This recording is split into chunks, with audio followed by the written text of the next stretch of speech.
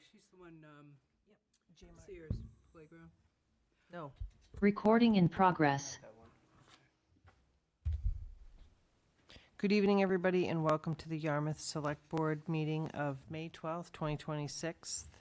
I'm going to ask that we go into executive session. I'll read the motion in a moment, and we will come back into public session somewhere around 6 o'clock.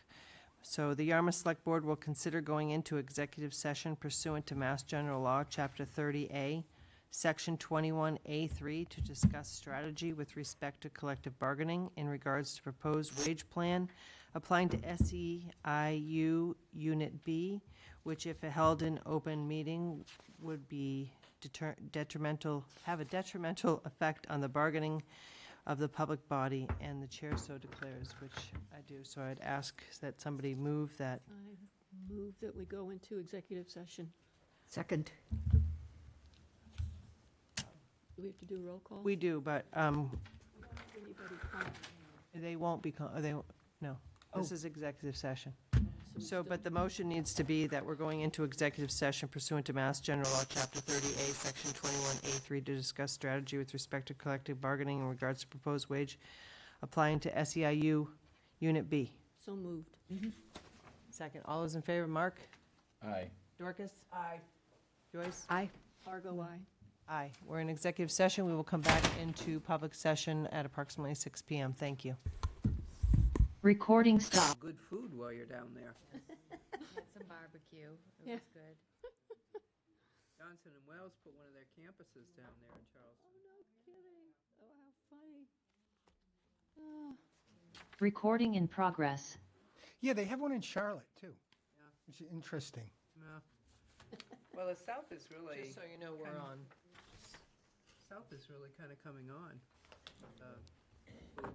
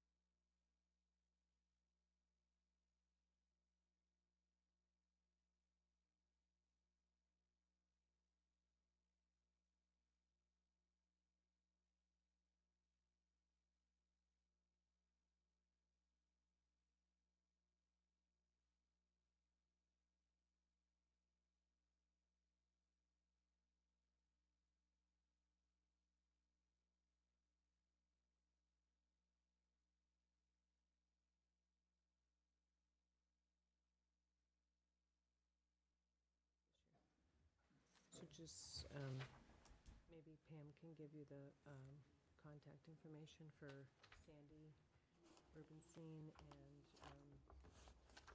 Dr. Smith, and just create an I would think we would have. you have to, well, you have to meet, you'll have to convene to pick a new chair. I don't think they did last year, you'll have to ask them. That's what happened, because Tom kept everything together.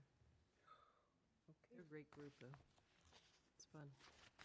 I'm looking And forward Sandy to it. has made everything perfectly streamlined, everything, all the applications are, she scans them in, you grade them online, you can, it's very, she's done a great job. So, yeah, it saves a lot of time.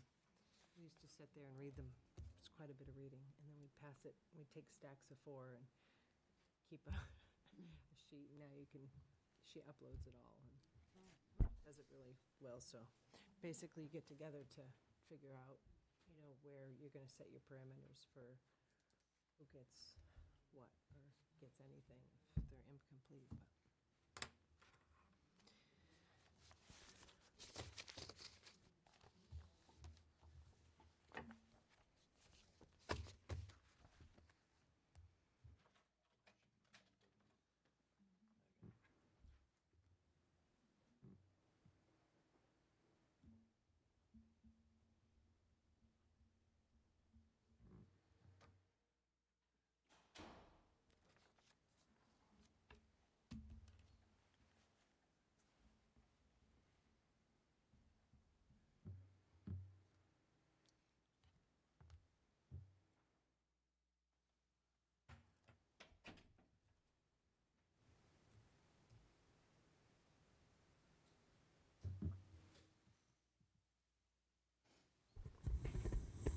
All set, Liam? Yeah, you're on. Thank The mic, you. All right, good evening, everybody. It's 6 PM, so we have concluded our executive session, and we are back in open session, and I ask that you join me in a pledge of allegiance, please. Pledge allegiance to the flag of the United States of America and to the republic for which it stands, one nation, under God, indivisible, with liberty and justice for all. And I ask that you please join me in a moment of silence while we honor and think about those that are serving our country in harm's way in far reaches of our world.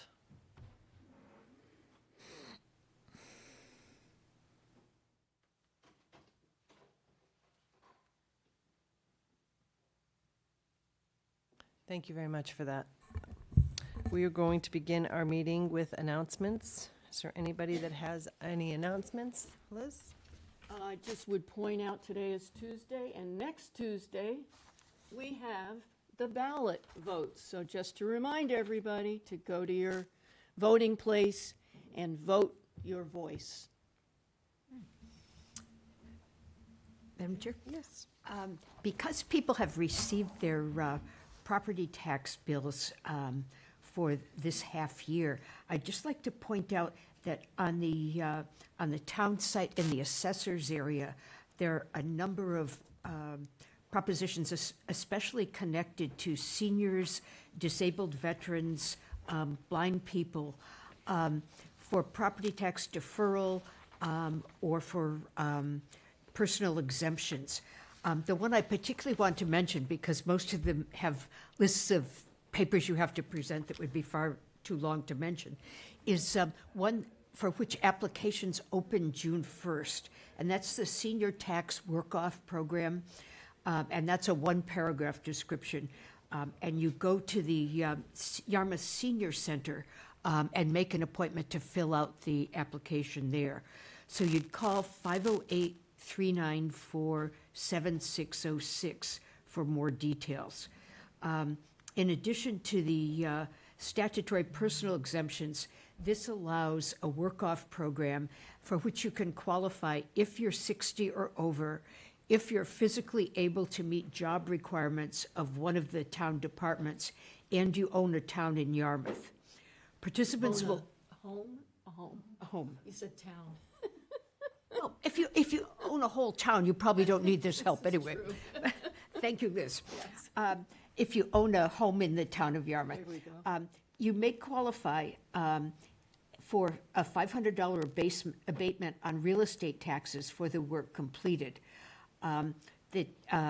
The work-off applications are available at the senior center, and those with demonstrated financial need are given priority on that. Okay, I just know that's a hard one for people to track. I knew some people 2 years ago who were interested in that, but it was just not in the usual category with the other ones. Very good. Does you have anything? Mark? Bob? Yes, I have two announcements, Madam Chairman. First of all, I'd like to announce the Yarmouth Senior Center will be holding their 4th annual Good Health and Well-Being Fair, which will be on May 15, 2026, 1 to 3 p.m. at the Yarmouth Senior Center, 528 Forest Road. It's a great program. So we encourage folks to come out and visit with some of the various vendors that have a wide variety of products and programs for health and well-being. And I'd also like to announce that the Yarmouth Health Department, in conjunction with the Cape Cod Foster Closet, is holding a summer donation drive for Cape Cod children.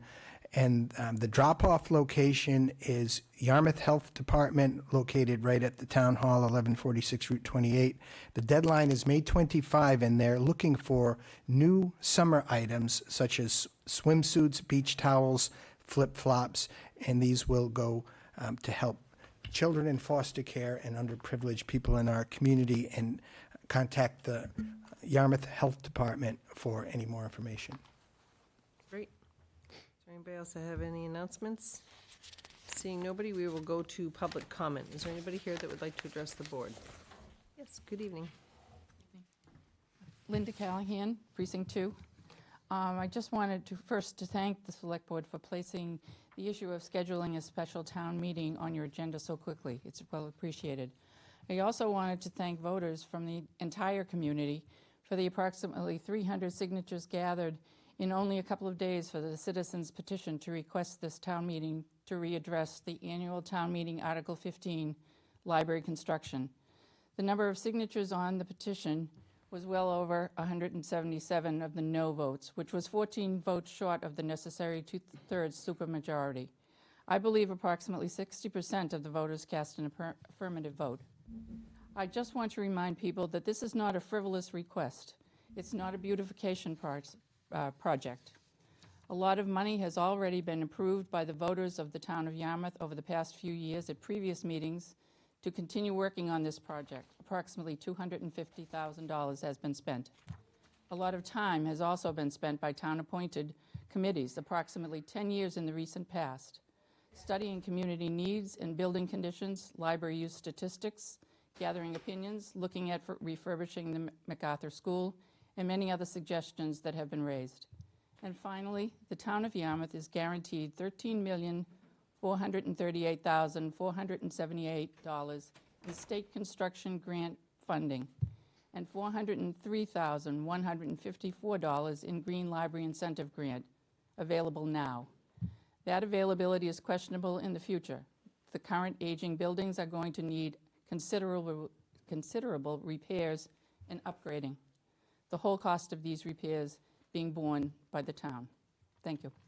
Thank you, Linda. Is there anybody else here that would like to address the board?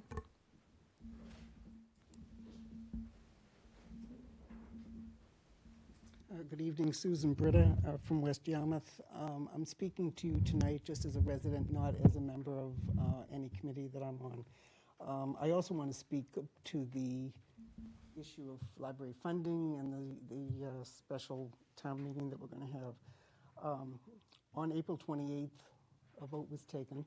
And as Linda said, it was not a frivolous vote. People were very thoughtful about what they were doing about authorizing new debt. It was a new debt vote. It was a vote by the residents whether we were going to authorize new debt.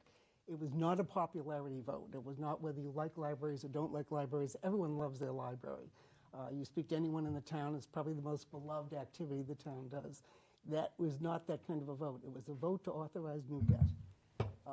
And with all of the information that was available, the Library Project Committee met almost weekly for months, making sure that the data that was presented to the residents was accurate, the budget data, the design, how it was going to be paid for. And it seemed to be the fulcrum, the thing that the conversation balanced on was that $13 million grant from the state. And the voters decided that the $13 million grant was not equal to a $23 million debt. And they voted not to move forward with the library project. And there are lots of good reasons why, and it was the whole issue of new debt.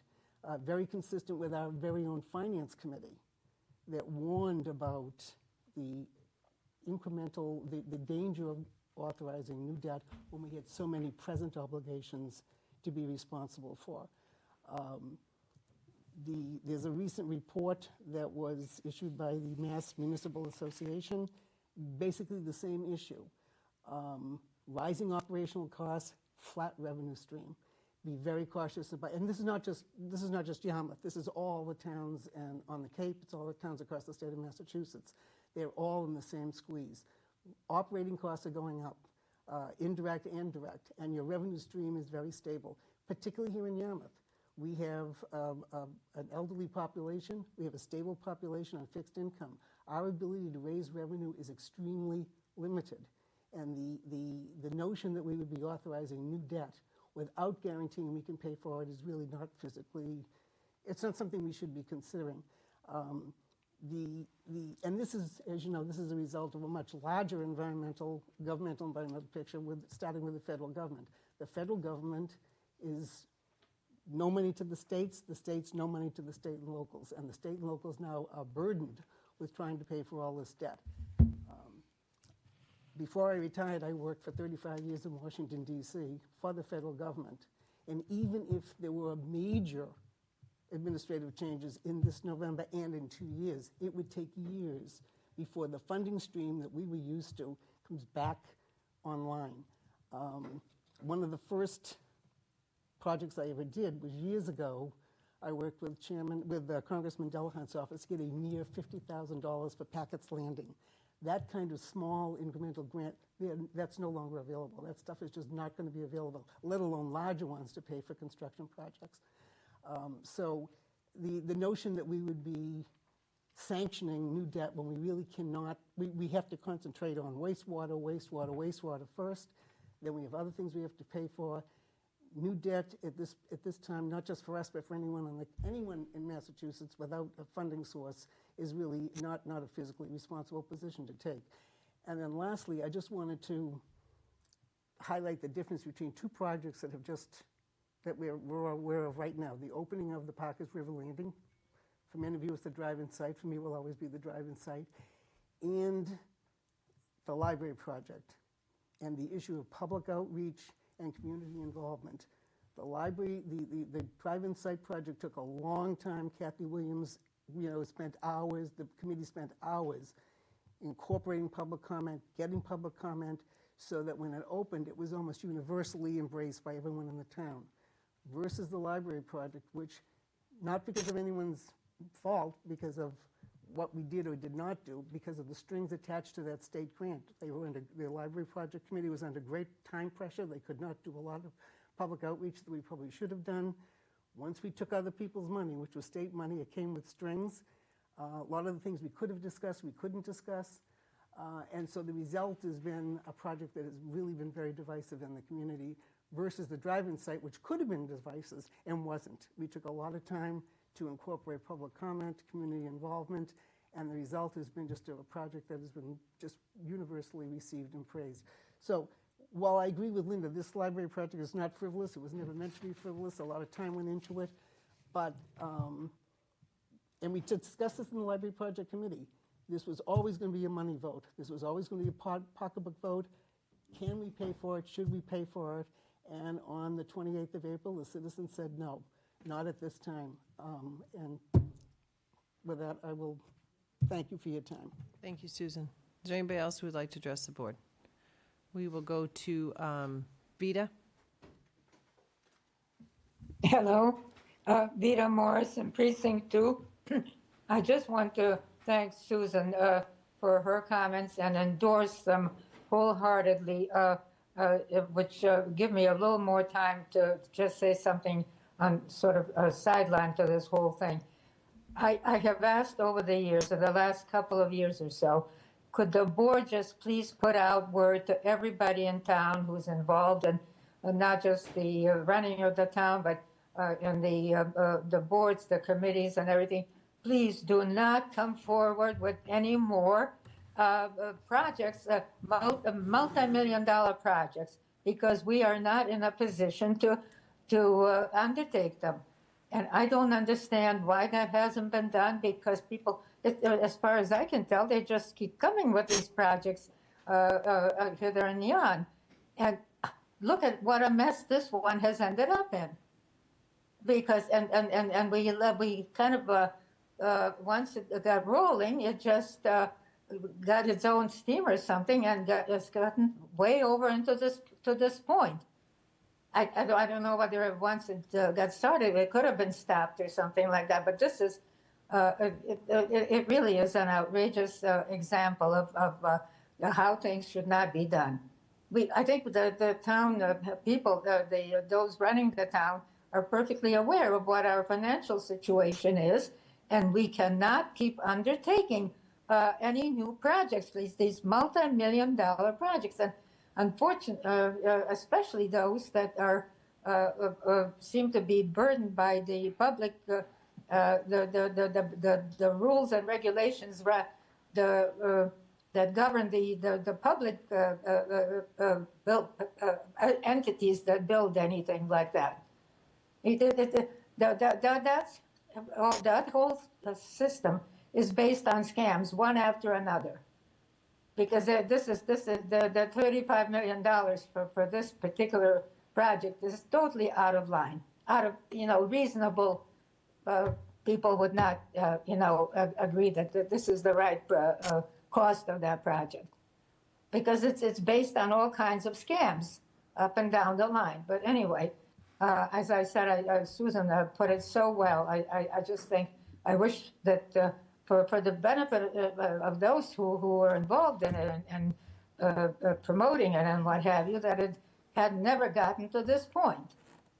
And I hope that in the future there will be such a word put out to the various town people who are in charge of making, proposing projects and what have you, that we cannot undertake anything more, especially not while we have this the wastewater thing on our backs and what have you. So that's all right. Are we going to be allowed to say anything? I guess I would need to do it anymore during the time that you will be. But I'm just discussing this item, this particular item. Nope, if you have something to say it now. We're not, it's not going to be a public discussion. Okay. Now, the other thing is, I don't know who is now in charge of putting together the town's webpage and what have you. The other evening, I was trying to find out, kind of remind myself, when is the election day and what have you. So you opened up the page. It used to be that on the top would be something like either it's town meeting or it's election or whatever, and there it was. When I opened it, the town meeting was still the one being proposed, propagated or whatever. It was they're taking up the whole page, and it took me, I don't know how, 15, 20 minutes, half an hour to find something on the election. The election's Tuesday, May 19th.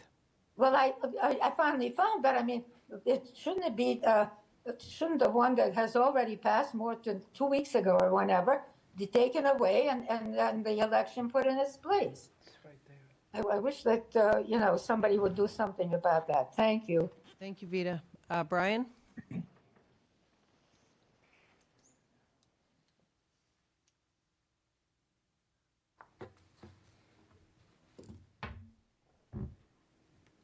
Good evening. Hi, you can hear me? Yes, sir. This is Brian Hardy, Precinct 1. I just want to applaud Susan and Vitos for speaking up on the library. Susan put it very eloquently about this is not about saying no to a library. It's about saying no to the additional debt. Just because something is on sale doesn't mean that we can afford to purchase it. It's 25 million out of the town's pocket on top of the 13.4 million for the grant. But we know how projects run. We know it's going to go over. I also went to the town meeting, but no one said anything about the annual cost to run the new library, salaries, utilities. During that town meeting, there was a lot of dialogue around the additional costs that Yarmouth residents are taking on. And so in a lot of these Prop 2.5 overrides that we're asking for focused around salaries for the teachers and salaries for staff, of course, healthcare costs, utility costs, and no one talked about that. So I think that's something that the townspeople need to understand further. But I think it's just, and that's for the future, if, when and if the library does get approved. But again, the townspeople last week or the week before said no to the additional debt. And I think that is absolutely the right move at this time. It's too much for the town to take on. Thank you for your time. Thank you, Brian. Is there anybody else? Yes, Tom. Sure. Good evening, everyone. Tom Pendleton, Long Pond Drive, Precinct 3. Susan, I really appreciate your comments.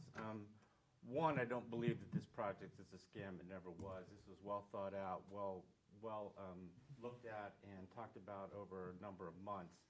The total project cost is not $35 million. It's $22 million with the grant.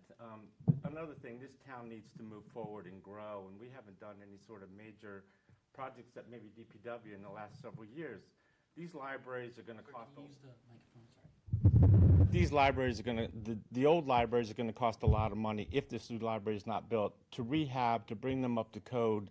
And when South Yarmouth closes, that maintenance cost, that staffing cost will move over to the new, there'll be no more maintenance cost at the old library. We got more than 60% of the vote at town meeting. I understand 144 people voted no. That's about 0.8% of the registered voters in the town of Yarmouth. And if we don't answer for those folks who voted for this, that's over 63%. I think we're doing a disservice to them by not moving this petition forward. And I thank you for your time. Tom. Okay. Seeing nobody else would like to address the board, we will move on to our 6:15 agenda item, which is a proclamation for Public Works. And I see Roby here. Yeah, Jeff. Where's Jeff hiding? Oh, there he is. Good evening. Should we have had a cake for this? We probably should have. Can't afford it. Oh, right. But I am going to read this proclamation into the record. It's a proclamation for National Public Works Week.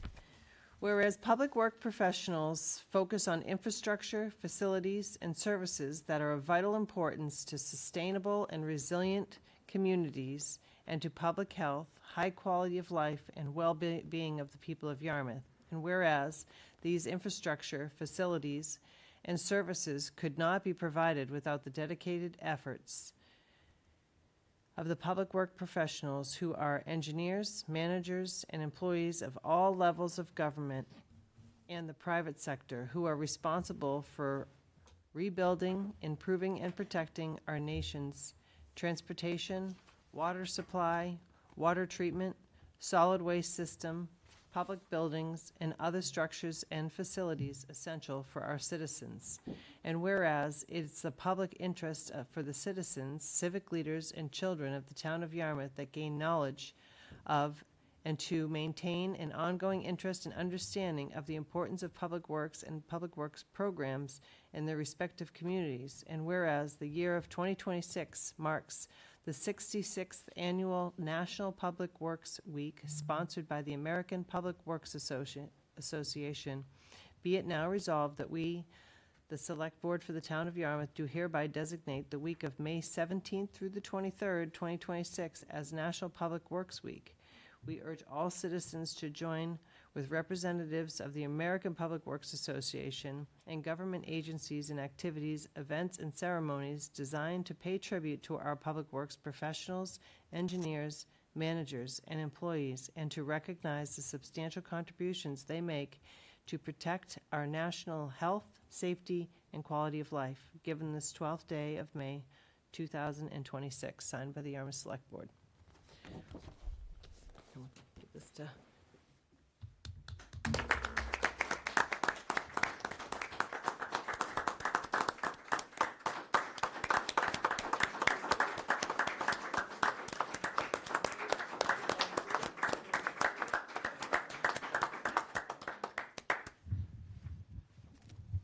Thank you very much. Greatly appreciated. Jeff Colby, Public Works Director.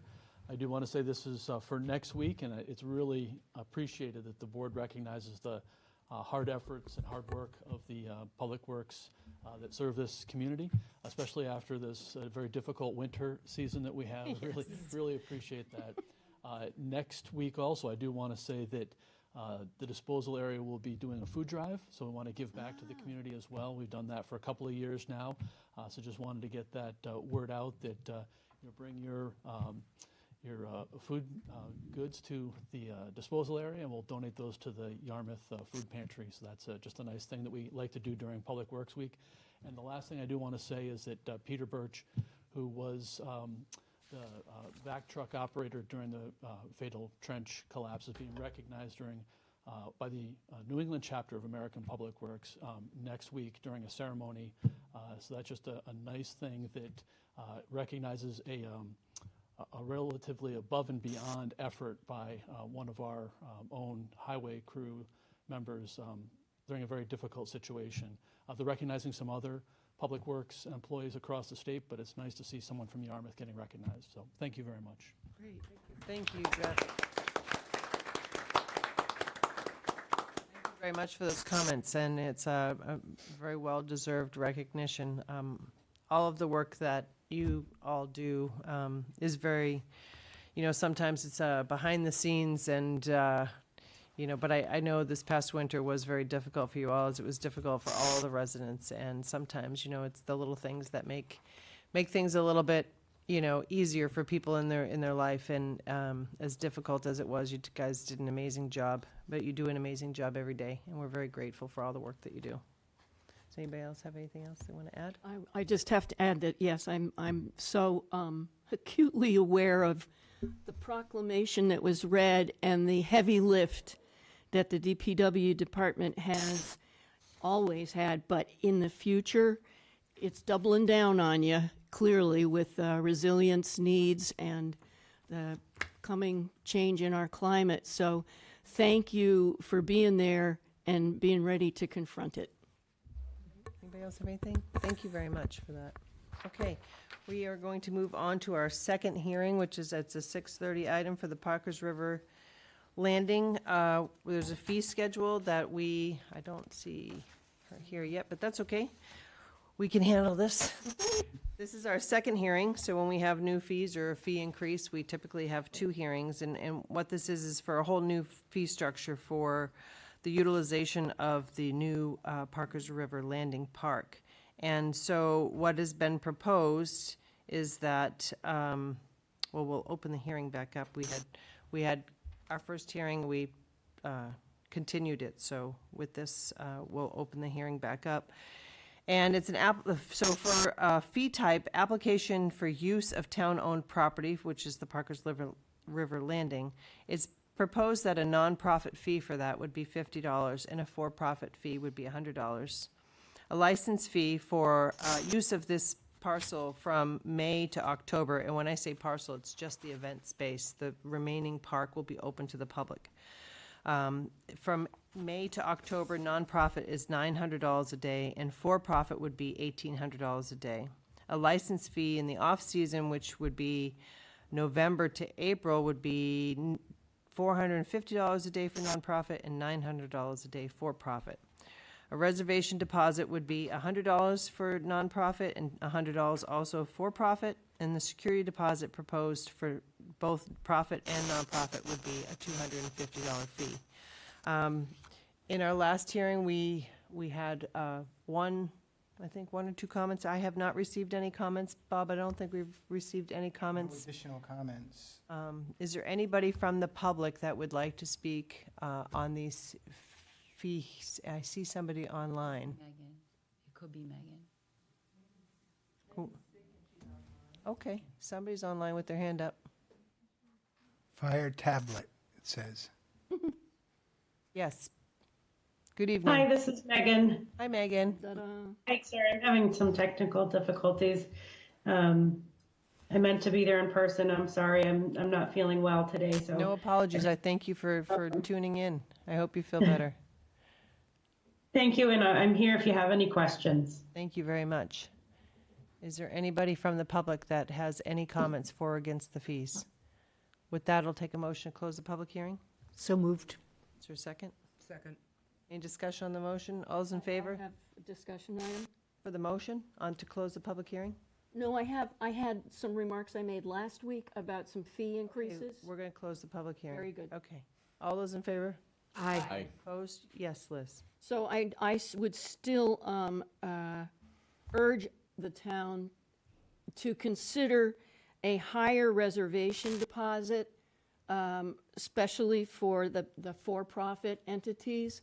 I do fear that $100 reservation deposit is not incentive enough for missteps in booking the space and potentially losing a more solid booking, just because it's not a strong enough incentive for people to be cautious about making bookings that they're not really going to uphold. Secondly, I also encourage a higher security deposit. This is refundable, and I don't see any reason not to have it higher. And I think that the price that is in the nonprofit column is fine, but for profits, a security deposit that low will not, I know they have liability insurance, but it won't cover very much at all if there is an issue. So I think that we need to re-examine the reservation deposit for the for-profits as well as the security deposit for the for-profits. Anybody else have anything they want to add? Do you want to make if you want to make a motion to change it to something different and see if the board seconds it and moves it, you can do that. Okey doke. I make a motion that we accept the fee schedule as presented for Parker River Landing with the amendment of both an increase in the reservation deposit for the for-profit entities to $300 a day, and in the security deposit for the for-profit entities for $500 a day. Second. Any discussion on the motion? All those in favor? Aye. Opposed? Nay. I oppose. Okay, is there a motion on the, and the only reason is, as we said before, I think it will be a work, you may be right. I think that this is gonna be a work in progress, and I trust that staff has done investigation to see what the market is and done their background on this, and again, we may have to change it, you might be right, but I'm gonna respect the work that staff has done in putting this together. Okie dokie. Is there anybody who wants to make a different motion? I move that we accept the licensing fees as presented by the town. Is there a second? I'll second that. Is there any discussion on that motion? All those in favor? Aye. Any opposed? Okay, passes. Thank you, Megan. Hope you feel better again. We are moving on to an update on our communications plan. I see our, good evening. I want to try to kick this thing off a little bit, if I can, and have a couple comments from Amy as well. We've worked closely with our communications team. Welcome here. It's great to see everyone, and we're happy to have our whole team in front of the board for an update. I just want to say, we know that communications has been a significant priority goal for the Select Board. We've been, in our staffing meetings, investing a great deal of time and effort to try to evolve the communications program to address Select Board goals, and we have the goal of becoming a leader in the area of municipal communications. And we're very proud of the strides and the improvements that we've made since we started this program, really from scratch. And we want to acknowledge that we all know that we still have a long way to go to fully embed the outreach and communications into the daily management operations of the town, which is our goal, and I think which is the goal of the Select Board as well. Having our new Assistant Town Administrator, Amy Frigiletti, on board with the experience that she's had in this area really has been a godsend, and it's allowed us and me, the extra time to take a much more highly active role in developing our overall communications management plan. We're working now with the communications team taking an active role to make them a full part of the town management team to help develop this much more of a comprehensive strategy. I feel our goal is to really embed, this team into the overall messaging to assure that we create our own messaging, because obviously we don't have, the press really that's there to support our management operations. So, as I said, we acknowledge we're a work in progress on our whole communications effort, but the part that I think is the most beneficial to the town, we have an enormously talented team here, and the qualifications that we've been able to attract towards shaping this communication have really been great. And I think that we're going to present tonight, we've made a tremendous amount of progress trying to address the Select Board goals directly. It hasn't been a situation where we're, sort of on the outside looking in, that, we're talking about these issues. We've met with individual Select Board members. We've got some ideas. And we're here this evening to try to share some information on how we've interpreted some of the goals that you've established, what actions that we're trying to take to meet those goals. And we're also here to listen, hear feedback, and to assist the Select Board in your efforts. I know you're going to be updating your goals soon, and we can absolutely assure you that, we like to move in tandem with the Select Board towards creating the best sort of communications system possible.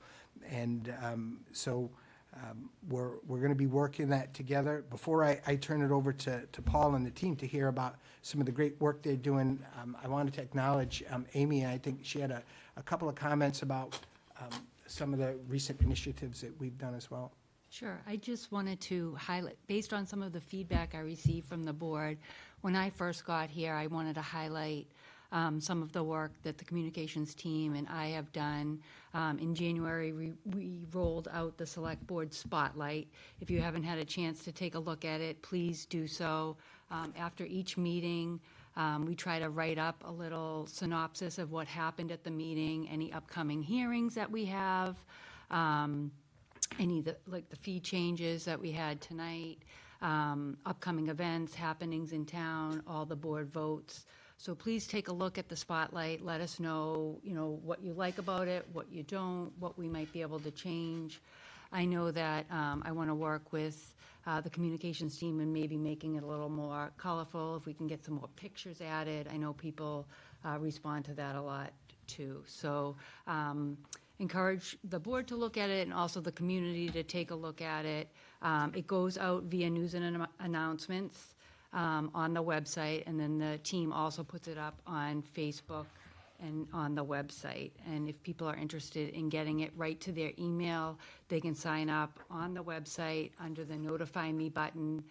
They can also sign up for agendas, all kinds of things under that button. So I encourage the community to use that notify me button on the website, and they can get the news flashes directly to their email and find out what happened at the meeting and what's up and coming as well. So with that, I'll pass it over to the communications team. Thank you, and thank you for having us tonight.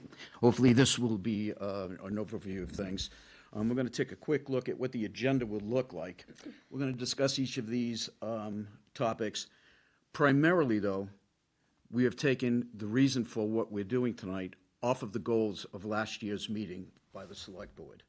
And we're going to tie each of these things into why we're doing them. So that was, again, based on what you guys did. So this was your Select Board goals. About 2 or 3 weeks after you completed this, Bob gave me a call. We went up, we sat down, we looked at it, and we said, what are we going to do to meet these goals?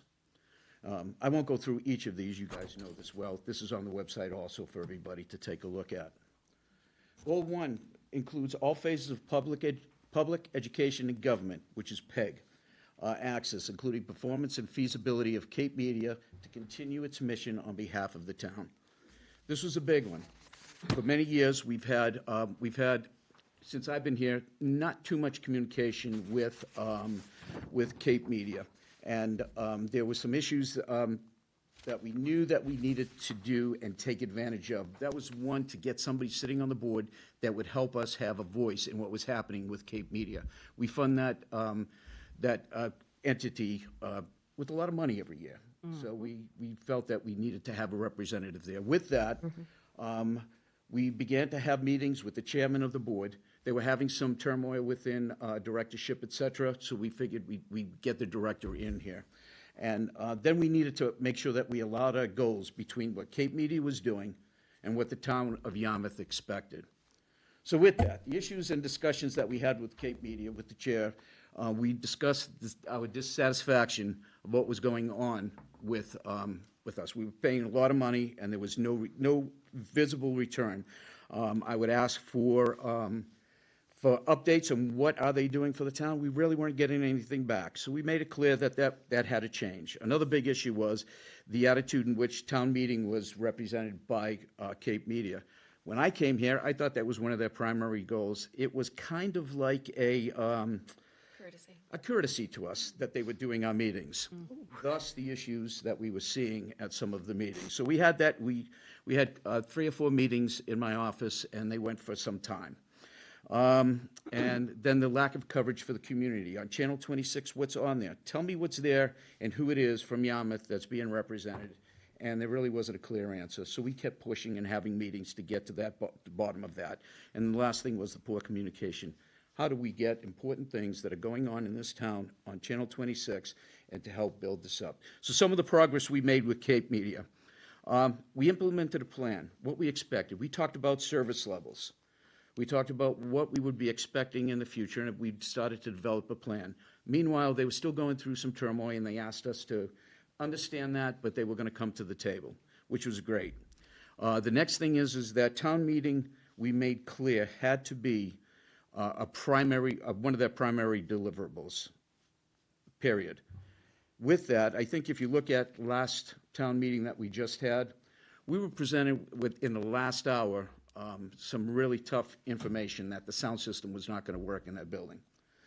We called in and tried to get the school to get people in to fix it. They couldn't do it. We called Cape Media. Cape Media was there the night before in preparation. They came in with a complete sound system and helped provide that. So it's a different attitude that we're seeing even with town meeting. So those are some great meetings that we had. This year, 17 Yarmouth-based contents were aired and promoted on Channel 26. Some of the things, I could go on with the whole list, but I don't want to waste too much time on that. But there are some key issues that we called and we got a response from them. One of the big things was the Plastic Initiative events that they produced. I think a top quality production. And along with that, the library event that was going on, that coverage. And they were also instrumental in making sure that we were able to broadcast St. Patrick's Day Parade throughout the region of the Cape. So again, they're taking and stepping up with. So we're seeing a lot of progress with Cape Media. They are now interviewing for a new director. We will be part of that. We will be then institute meetings monthly at least with them to make sure that the things in Yarmouth are being covered. Their public part of what Cape Media should be dealing with will be there. They also have taken a step where they're working with us regularly. Anything that we're putting on our websites or what we're broadcasting, they are pushing out with all of their resources, all of their platforms. So there's a great thing that's working there. They're sharing, they're liking the content, which is very helpful. And then not to pass over it, education is also an important leg and peg. Right now, we're focusing on our efforts on Cape Media to make sure that we're getting what the town needs with Cape Media. All righty. Number 2, define goals and deliverables for communication to include and providing regular general updates on local government initiatives and issues of town importance. This is a big one, and it encompasses a lot of things. What do we do? What do we have for tools? And how are we leveraging them? Oops, what's going on here? Here we are. So one of the big things was the town website. We heard a lot of negative about what was happening with the town website. So we had to look at a redesign of the website. We needed to make sure that we made it user-friendly. That was number 1 in our list. And the website search engine needed to have improvements. That means when you go in and you put something in our search engine, it comes up, and not something that was 20 years old. Yeah. So these are the top 3 things that we found on the website that we needed to make sure that we addressed. I want to make sure I don't miss anything here. There's a ton of stuff here. Okay. The first thing we did was we put out a few notes of requests for people who had an opinion. Come talk to us. Come tell us what you think is wrong with the website. How can we help? And so we took that data that we had, we put it together, we reviewed it, and then we started to implement that as we began to carry out the redesign of the website. Another big part of this update or redesign is Civic Plus. They manage our website. They're the experts. They manage this. And what we were getting from them on a lot of occasions was, well, what do you want? Our answer back to them was, what is the best practice to make this website user-friendly and what our town needs? And we kept pushing back. It was a 6-month endeavor to get through this to make sure that the website came up to where it was. We had to choose, then we chose a template, and it was custom built by Civic Plus. And Paul, you might inform the public that Civic Plus is sort of the go-to website developer for the towns. It is one of the major carriers for in Massachusetts, actually throughout the country. We had to look at the data to highlight the most viewed section of the website. So we wanted to know where are people going, what's important to the people who use our website, where do they go, what do they do? What that helped us do is that if you look at our buttons that on the home page, those are the top sites that people visit. They're out front, they're there so they can get people to where they need to go. The search engine needed an overhaul. We saw that. Currently, we've put in several hundred hours, and we're about 1/3 of the way through the website with the search engine. It's very tedious. It's very, you got to know what you're doing when you're doing it. So what we did is we prioritized what needs to be touched first, and that's where we've been focusing all of our efforts. And just another side note, there was about 200 dead links removed from the website while we were doing this project. Another thing I don't want to forget to mention that we didn't put on the slide, Notify Me. Notify Me, if you just go to the website, put it in the search engine, it comes up.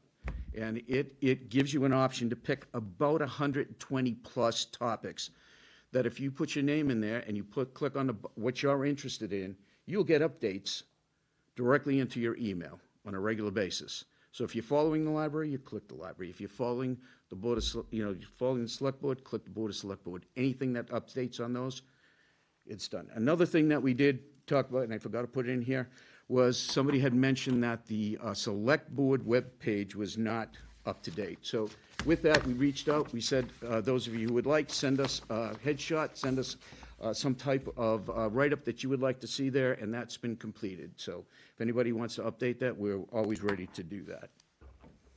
All righty, move along here. Another thing that was brought out by many people as we talked about the website, our website needs to be mobile-friendly.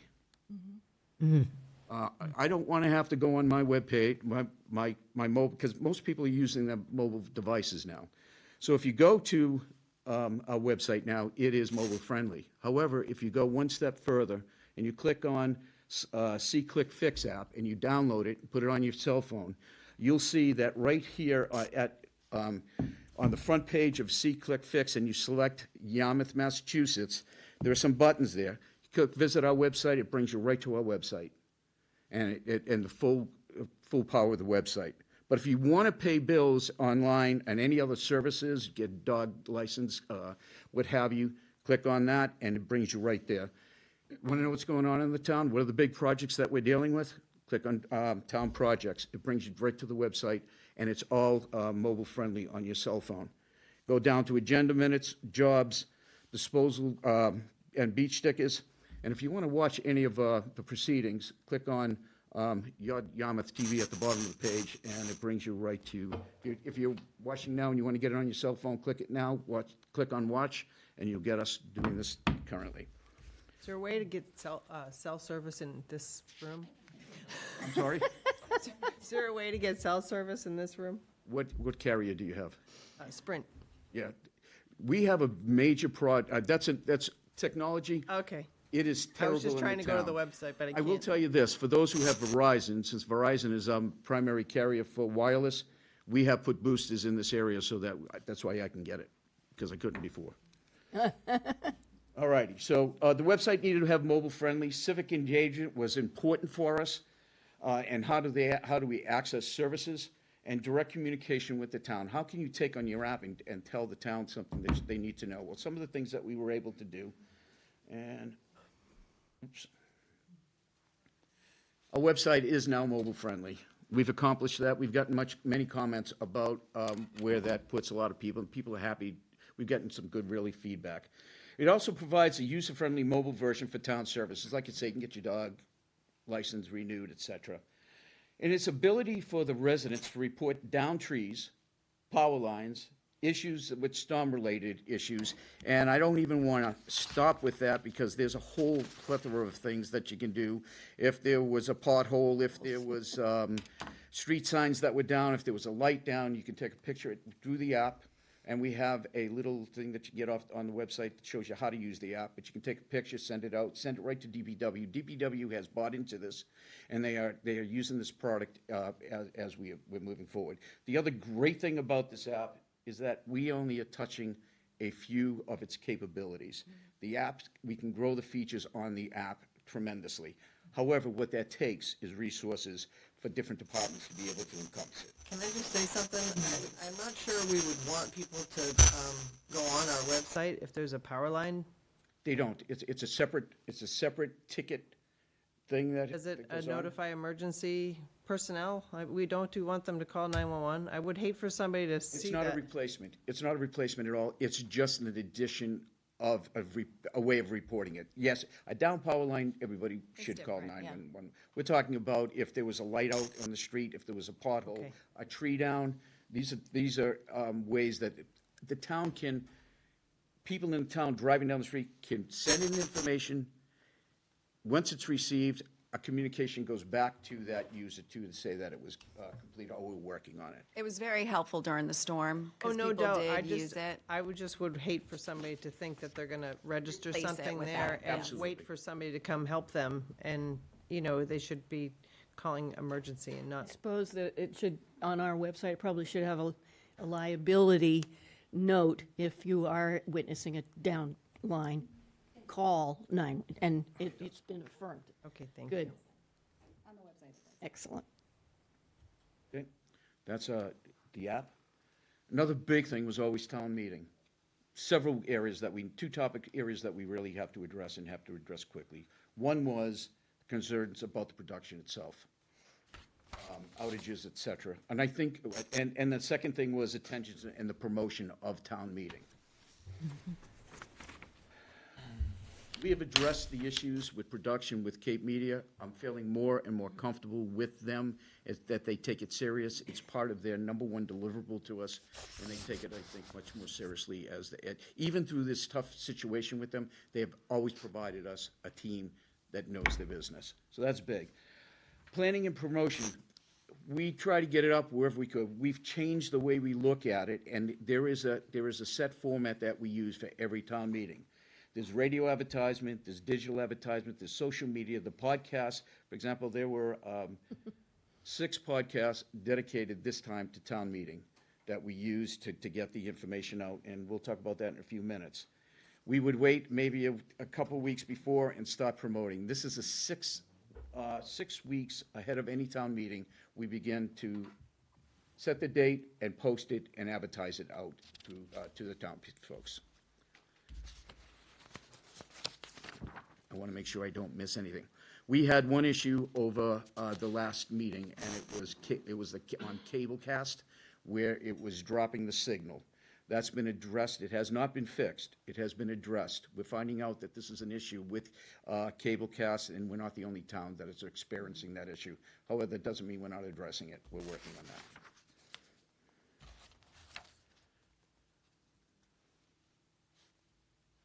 I'm supposed to be the director, and I can't get the thing to move. Aim All right. towards the computer, right? Another thing was Your Yarmouth podcast. I love those. We started another platform to update on all local government initiatives and to highlight the issues that the town believes are the most important of those issues. Can I just ask a question about Surely. that specifically? Because I saw that, and you have to follow that additionally. It's not part of the Town of Yarmouth page, it's a separate page. And I'm just confused as to why we can't have it all in one place. It's everywhere. It's on the town website. It's on our YouTube channel. You can find it anywhere you get your podcast, and it's on Facebook and Instagram. Separate page on Facebook though, right? It's not part of. It has its own page, but it's also posted. We do post it on the regular page, but it does have its own page. We're trying to gain. Everything. I'm sorry? And have everything on every page type issue? Well, yes, and we also want to just build some momentum with the podcast and to like separate it a little bit. I think the podcasts are great. It's just, I think I'm following stuff, and then all of a sudden I see a separate one, and I'm like, oh, I gotta follow that Yeah. too. I'm just trying to figure out why we can't. No, it is on the regular page as well. It just has its own separate page, just so we can establish a following there as well. But it's posted everywhere. It's on the website, it's on the YouTube channel, as well as Facebook, obviously, and anywhere you get your podcasts. So if you're signed up for podcasts with Apple or Spotify or Amazon, you're going to find the podcast there as well. So when we first came up with the idea for the podcast, we sat down, we talked about what we wanted it to look like. We came up with an RFP. We sent it out to bid. We picked a great production company, an award-winning production company that kind of brought the whole podcast to life. The podcast is open to town leaders to address key initiatives and issues of town importance, which I know is one of the goals. We have done 14 total podcasts. We have done 6 for 2 town meetings. We did our second one with Ryan Chase, introducing him as the ombudsman. We did one with Amanda Lima for the opening of Parkers River Landing. We did one with the fire chief. We did 2 with Roby, one Christmas recycling, and then one with DPW information. We just finished taping one for the Legacy of Liberty 250 celebration. Bob Kelly, the local historian, was on that one. That's going to be released sometime next week. We did one with Yarmouth Golf, and we did one with Sarah O'Reilly when she was promoting the Cape Cod Community Food Pantry. And we already have June scheduled. We've got 2 for June. We're going to meet with the police chief and Kathy Williams. And once again, you can find it anywhere you get your podcasts, our website, YouTube channel, and Channel 8 as well. May I ask a follow-up question to that? So how nimble is this? So this evening, one of our agenda items is to see whether we will have a special town meeting. And the ballot, of course, is next Tuesday. So would there be a podcast that would go, when would a podcast go up to explain to the voters that there is a ballot vote on the 19th and that there's a special town meeting in June? So that would need to If be, there's a it would, special it would need to be scheduled, and that would need to be somebody who is designated to do that promotion. And then we would schedule it, and it would be come in, we would bring the team in and, do the podcast. Okay, so it's nimble. You could do it next week, or you could do it. I would say nimble to the point where it does take a little bit of timing, simply because we have to bring in the engineers to do the work. Liam, who's the engineer for this, he does produce our podcast, so we need to make sure that he's able to do that. The other thing that we take into that's a little bit different with the podcast than meetings is that podcasts can be edited. So we can edit them so that if there's an issue, there hasn't even been a lot of editing, but it does take time to just edit, cut out anything that we don't want to have in there, so. I guess it seems to me that this should be something that would be up on our website to explain what's going on by this weekend.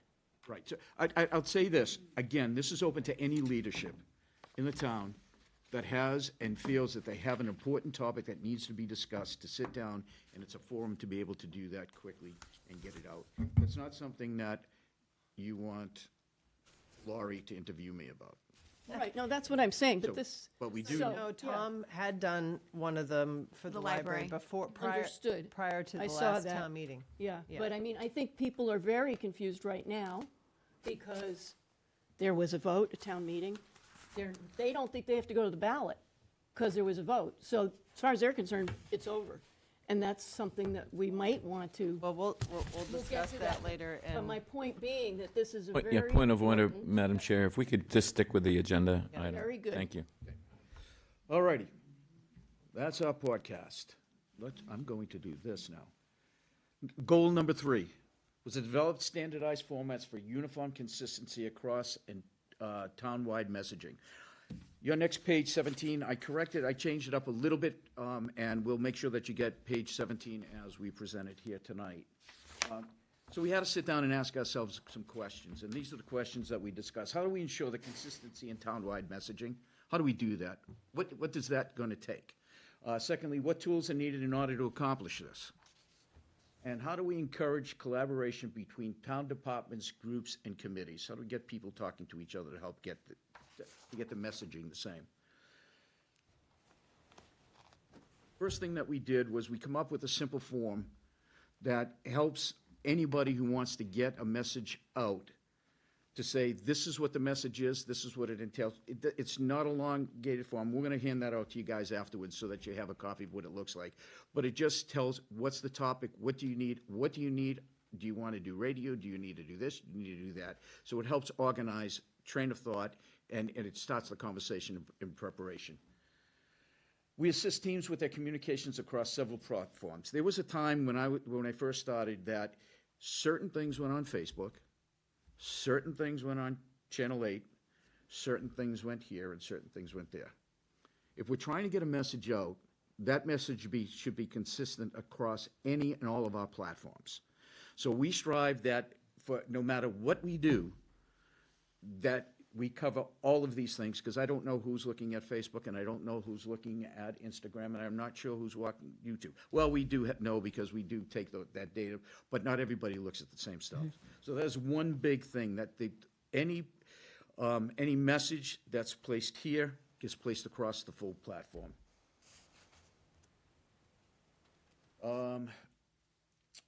Another thing that we saw, that we have some great websites out there, YouTube sites, etc. Police have a great one. Fire department has one. DPW, community development, we helped them get that set up this past year. We weren't talking to each other. We weren't sharing information across each other. So what we're beginning to see is that if Nick is doing something over at the police station, he's touching base with Laurie. Hey, can you share this? Talk to me, and we're sharing it again across all platforms. Now we're crisscrossing and pollinating along different things. This has been a big help for all of us, I believe. Another thing is that with our messaging, I went outside one day and I was watching in the hallway, there was about, 15, 20 people paying, getting their stickers, getting this, and I saw a blank screen that was upstairs. So I said to the team, what can we do? How can we leverage this? And we began to take all the important things, events that were going on that we knew about, get them on a stick, and those are recycled every 2 weeks. Now, and it would work so well upstairs that we put one down here in this meeting here while people are waiting. They're getting to see what's going on, and it's helped. We got some great feedback for that. Again, trying to keep the message consistent across all of our platforms. This is the form, and we'll make sure you guys get one of these. And it just helps us all get on the same page. And another thing that it helps us do in communication is keep track of what's out there and what's being said and how it's being said to make sure that we don't miss or drop anything. And I've got to go over here and just catch up with my pages here. All righty. And goal 4, consider ways to keep improving all facets of communication. You guys don't have little goals. You go for the big stuff. And I thank you very much. We appreciate that. So I do want to say that is a big one. And something, there really was one big thing that we were missing. We were trying to run and do as much as we could. One of the things that we kept sidestepping is sitting down with senior staff and say, tell us what's the important stuff here. Work with us. And let's get some meetings so that we know exactly what the important topics that need to be discussed are. And Bob and Amy have been great with that, giving us that time and working with us. And so we have regular meetings with staff to look and review what those important topics are and how that messaging needs to get out. Senior staff is one of the big things that came out of it really was we were saying we need help. We need to know what to put in Spotlight. And Amy really stepped up and really came up and helped us develop that format, get it out, and it's been a consistent thing. And I think it's been a very good level here. It's really important for us to help all of our department heads with platform and to highlight any of their projects that are going on. We've worked with the health department. There's been some changes there. The health department is now doing an event every month. And they were kind of, how do we get this done? Marcel has spent some time working with the department, showing them how to leverage their webpage. And anytime it comes up where it's something major that they really can't handle or they don't know how to manipulate this, we make sure that we give the department time to help them get that communication and that message out.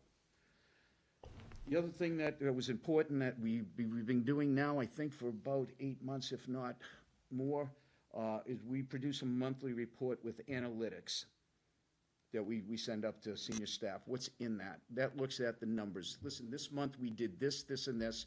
These were the things that were looked at by folks. This is the number of hits we got. This is what we're doing so that we can look at ourselves. One of the things we never did was look at data. Data drove some of the renewal of the website. We need to be able to look at data and analyze that and put it out and leverage that in our communications.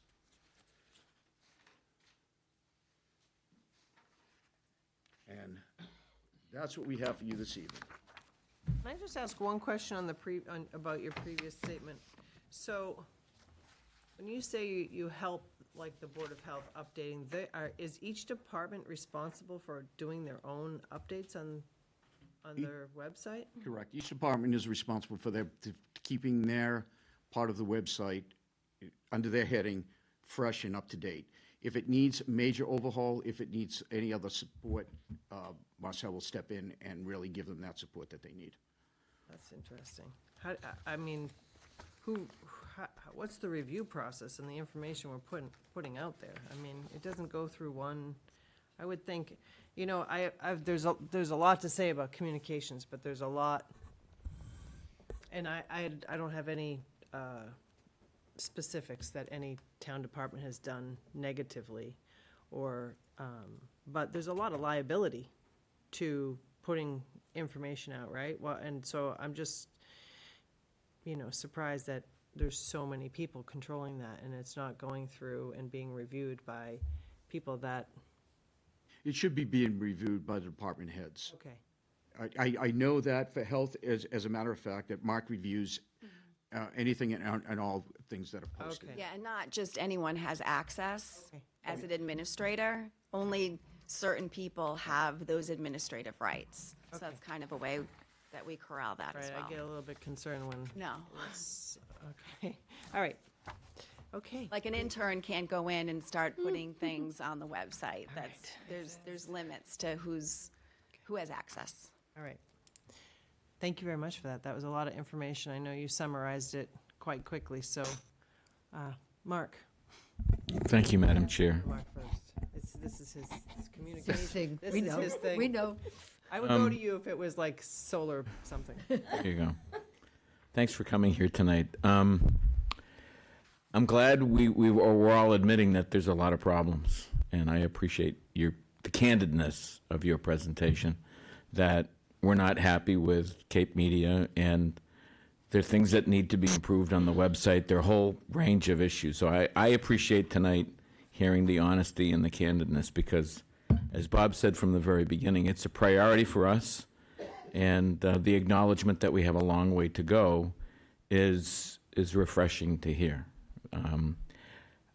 I also know that in terms of setting priorities and providing, let me back up a little bit. I feel like this is a team effort, all right? And I don't want you to think that any of the criticisms of the issues fall squarely and just on your shoulders, because the reality is everybody in the team has to produce in order to make this work. And you've had some bad team players to work with. Got it.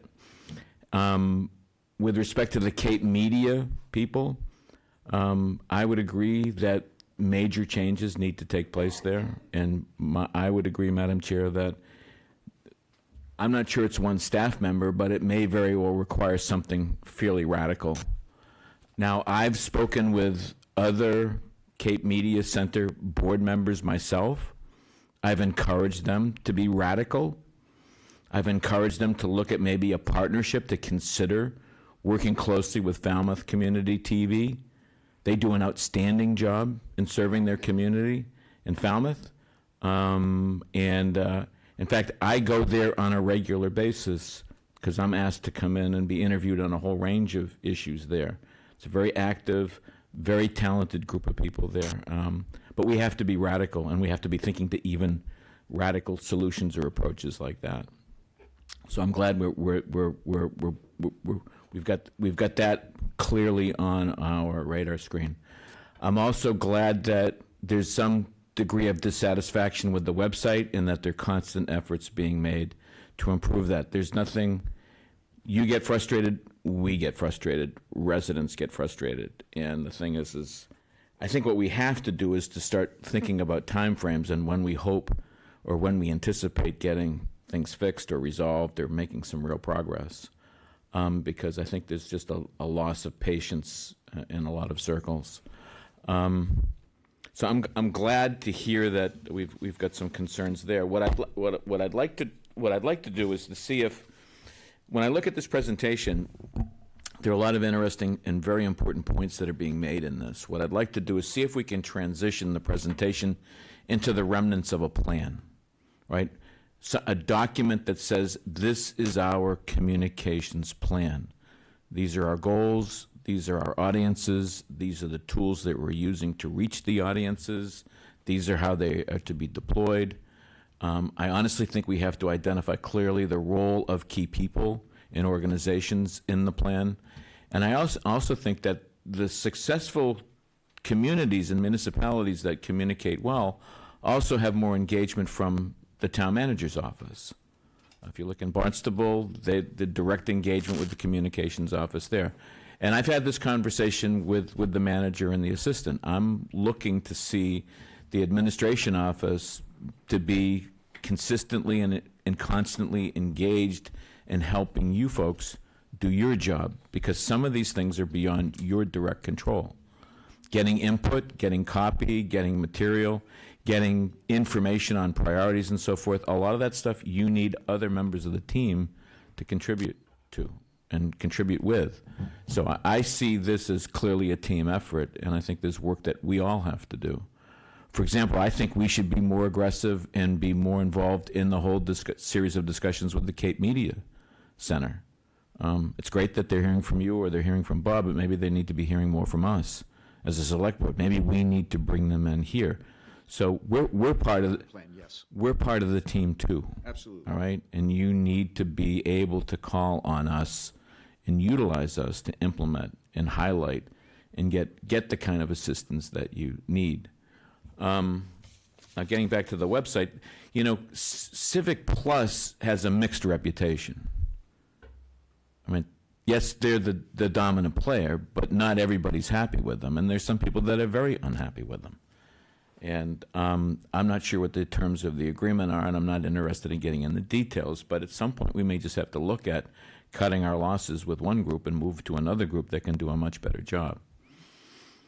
I'd like to see us, and I won't say much more, because the problems and the issues that you have cited have certainly been bothering me for a long time, and I'm glad to see, like I said, having an open and candid conversation about this. But I do think in addition to putting together a plan, the plan should also include, we do have, I think years ago we put together a social media policy, and I'd want to see that in the plan. All right, that should be available and refreshed, and we should be periodically reviewing the plan and then also reviewing the social media policy. I'm just going to quiz folks. Does anybody know if there's a current version or a handy version of the? I can tell you when it was Sean McGinnis who created the plan. And I can tell you that our policy is now outdated just based on what they just said, as far as, there was not. Right.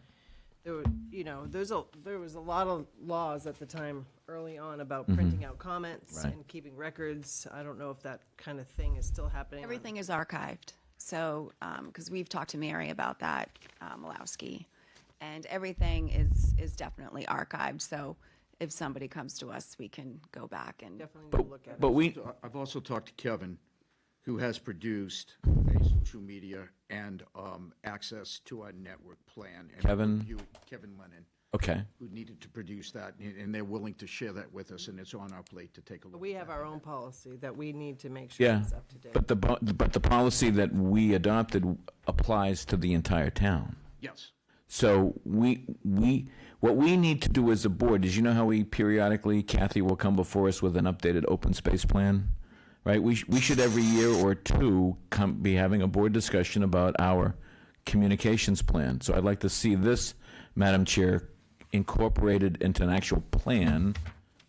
All right, let's add some more meat to it, and let's make sure that we include in it our social media policy and any other relevant policies, so that we as a board can act on them, so that you're implementing the policies of the select board, rather than policies that, are buried in some archive and out of date.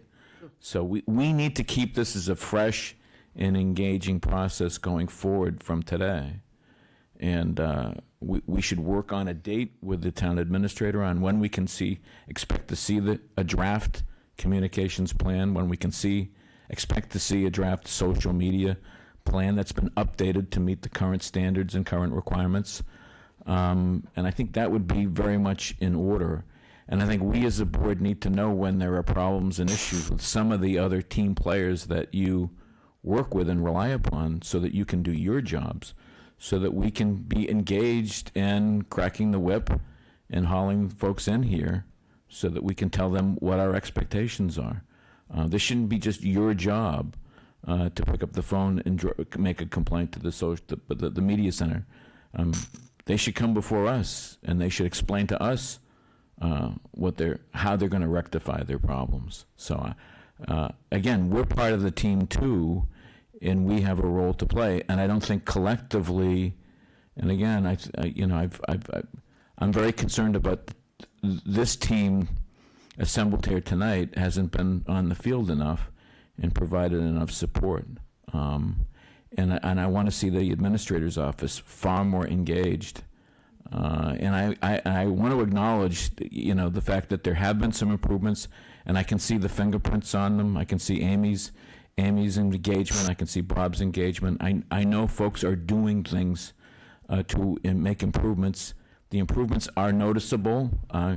When I do office hours, I get people coming in to say to me, in addition to the complaints on all sorts of things, they have acknowledged the selectmen's. I've heard from several people about the selectmen's updates and getting any information on that. So I do appreciate all your hard work in trying to make improvements. I appreciate the recognition that we have a long way to go. Like I said, for me, the next steps would be to take this presentation, the key components that are in it. Let's create an overall plan and identify the policies that we as a board need to reaffirm or act upon or revise and reaffirm, and then move forward with some regular updates and some metrics on how we're meeting, the goals and objectives that are outlined in the plan. So I'm looking for continued, aggressive, substantial improvements. As the administrator said, we've got a long way to go, and we want to be actively involved, Madam Chair, I think, in helping move this along. Thank you, Mark. Dorcas? Hi, I would just like to say that I'm not as technologically advanced as everyone else, but I am happy to see the changes that have been made in the website. I'm happy to see the podcasts. I think we're getting there. It's interesting to hear about the fact that the sound was taken care of for the annual town meeting. If we look at our friends over in Dennis, and they didn't seem to fare as well when it came to Because that. they didn't have Cape Media there to step in and save the day, because they actually did. We would not have had sound that night if it wasn't for them, because Jay Sheehan, who works there, went and got his own soundboard and brought it in and kind of just saved the day. So we would have not had audio, and I don't know what we would have done if that had happened. And that happened to Dennis because they didn't have that. So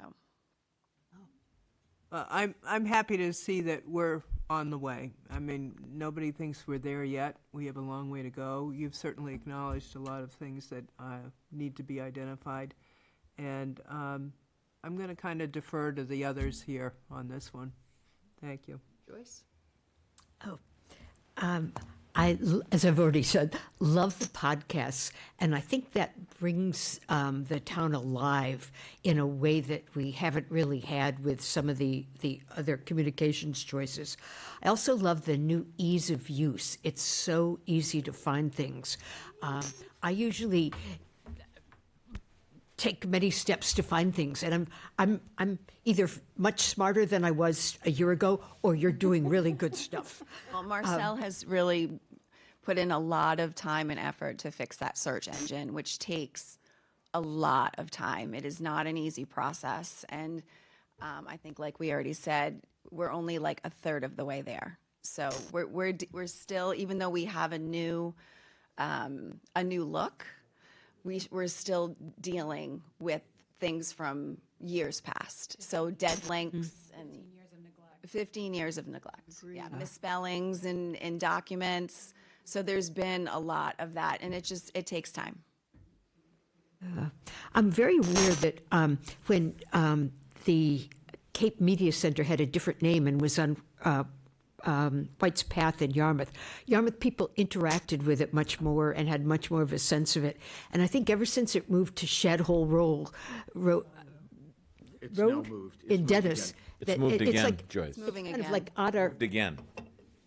well, Yeah, in June, it's going to move to a new building. yeah, but I mean, I think those years between the initial move I was mentioning, like, it just went off the radar of most Yarmouth residents, and I'm really glad that you're getting what you need from them.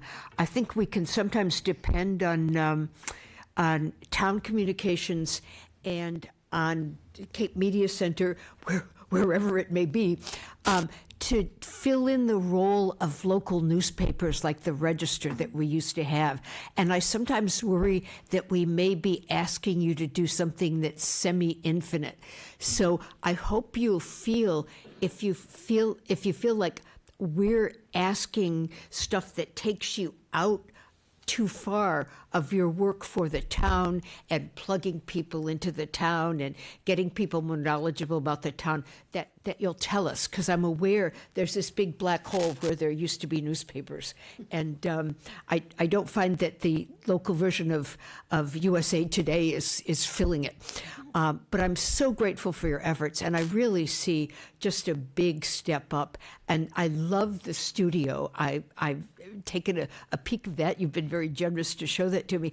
And I just see that as a really exciting place for lots of things related to the town. The town as opposed to the larger community, which still needs help with news. But, you know, you guys are finite human beings, even though you're working big miracles at the moment. So I want you to be realistic as well as idealistic. Thank you. Thank you, Joyce. Liz? Well, my first faux pas as a select board person, and I know it won't be my last, was when you made my first communications plan presentation, and I vocalized all my malcontent with the website very loudly and roundly, and I apologize, but I am so impressed by the improvement. Welcome, Marcel. It has just been a flip over. Like Joyce is saying, you can find things so easily now. Fantastic. And no dead links. It's just a whole new world of web. And I wanted to know, Lori, is it helping your relationship with Cape Media, for instance? They were able to come in and save the sound because you're on the board? No. Okay. I don't feel that way. I mean, I was, being on the board, I did say to them, we're not happy. Yeah. And, there's been a lot of turmoil over at Cape Media. I don't want to air all the dirty laundry, but they've gone through a couple of directors that didn't work out. I was currently involved in the interview process yesterday for the new director. So they're going to get new leadership. They're going to get a new building. They have basically a new staff. They got new staff members. So they're really doing like a 180. And we've seen the difference just in the content that they've created without me asking that they've put out. Awesome. And just the sharing of our content on social media. People don't understand how helpful it is when you share something that you're interested in. So if you go on something and you see it on our webpage, like it, share it, put it in your stories. It's just another way that we get that push out. So, and they've been doing that without being asked. So, and without leadership. They just have an interim director right now. And if I may, I think what Mark had said earlier, think outside the box. We got to get a little radical. I think the conversation, if I may, it went like, we're contributing a significant amount of money. We have a choice. Either come to the table and help us do what we need to do, or the next step, and we began to look into what can we do with that money on our own to fill that gap. Yep. So that was what we presented. We were very transparent about it, and that either Catalyzed, yeah. do or don't. Just let us know what that is. And we've seen them come to the table. Is everything right? No. We still got a long way to go. They need to get a director. That director needs to be here on a regular basis, talking with us, with in front of you guys, so that they understand what we expect from them. They do the public end of it. Mm-hmm. But that conversation is now, we shook the tree. They're listening to us. We hope, honestly, I hope that this works out and that Cape Media gets on its feet and they help us get to where we need to go, because otherwise we need to then take a different look and say, okay, what are our other options? Right. And that's what we presented. Okay. I jump on Mark's comment that we should have an annual communications and social media plan, but I think we also have to make sure that we recognize that this is a landscape that is changing weekly. So it's the technology changes are coming at you fast and furious. So, it's going to be version 1.A, 1.2, whatever. The last thing and I was called out on a point of order, but I'm going to go back to it because for me, it's at the heart of my issue with communications in Yarmouth. And that is, why was there no public knowledge that even though the library was voted down at the town meeting, there was still a ballot question. People, my constituents are asking me, what's going on? Are we supposed to go to a ballot? There was town meeting. What's happening now? So I think, where would that prompt have come from? Is that something that should have come from? That's one thing I want to address, is that we've had a tremendous amount of information that we funnel with, the town clerk's office has been tremendous in terms of getting the information, the ballot out there, the pros and cons, that issue. We need to be enormously careful, because all of the questions, whether it's a debt exclusion ballot question or the override questions, from the campaign finance laws, the town is not allowed to spend any money on supporting the questions. So if we produce content, if we produce the shows, and there is a lot of cost to those, now we're potentially violating our ability to Right. stay out of We're in any violation. funding. So we've tried to get information, but to go in there and say, come out and vote and do this and vote yes on this, vote no on that. No, we're not, I'm not saying that, just that there is a vote. There is. There's been plenty of information put out about a ballot. Is it front and center on the why are people asking me then? They'd rather ask you than read it online? But Because you're everybody I know charming. knows there's an election on May 19th. Not everybody I know. And they do think, there are plenty of people in the town of Yarmouth who think that the subjects are moot now. And Well, we're going to discuss that. I know, but I think I'm bringing it up in my time as to make a few comments about communications. So I think it is apropos now to make the point that it's not getting through somehow to people, and I'm not sure why. So it's just, maybe it's more conversation needs to be had about something as important as what's going on right now in Yarmouth that isn't being understood by many residents. Thanks. I have a quick question for the town administrator. Is there going to be a robocall the day before the election, reminding people that there is an election? We usually do that. I haven't planned it. I'd have to kind of confer with the town clerk on the robocall. Okay. I think they're good questions. Liz, I get it, and one of my questions relates to what you're saying is timing, because sometimes you see things, and then, when you go back on there, it's been a couple of days, and how you determine when you repost it, right? So like, say there's an event, then it'd be something that you post when you find out about it, and then, you have to circle back, right? So you put out the information about an election, and then you gotta remember to always circle back. I think you guys have a very difficult job in the respect that it's not, what you do is not in a box, right? So, a lot of our staff, they know exactly what they have to do every day. That's, what you do is very fluid. It's different, getting that information from people is key. But you were just speaking about, my question was relating to Cape Media. I have been concerned about Cape Media for a very long time. And, I'm concerned about them financially. They have 2 buildings right now. They have no leadership. I'm happy to hear that they're producing more, but it seems like this is just cyclical. So I'm curious when our contract's up, what the dollar amount is, and have we pursued, or are we going to pursue, or are we waiting to find out whether or not this new director is going to come to the table even more to make sure. I think that we need to make sure we're getting our value. Absolutely. Or we need to get, like you said, take the money and do our own thing.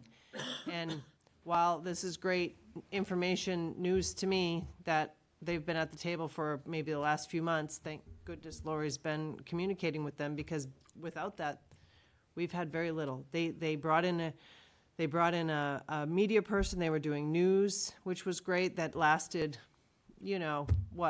a month or two, couple of months. They did a few things, and then it went away.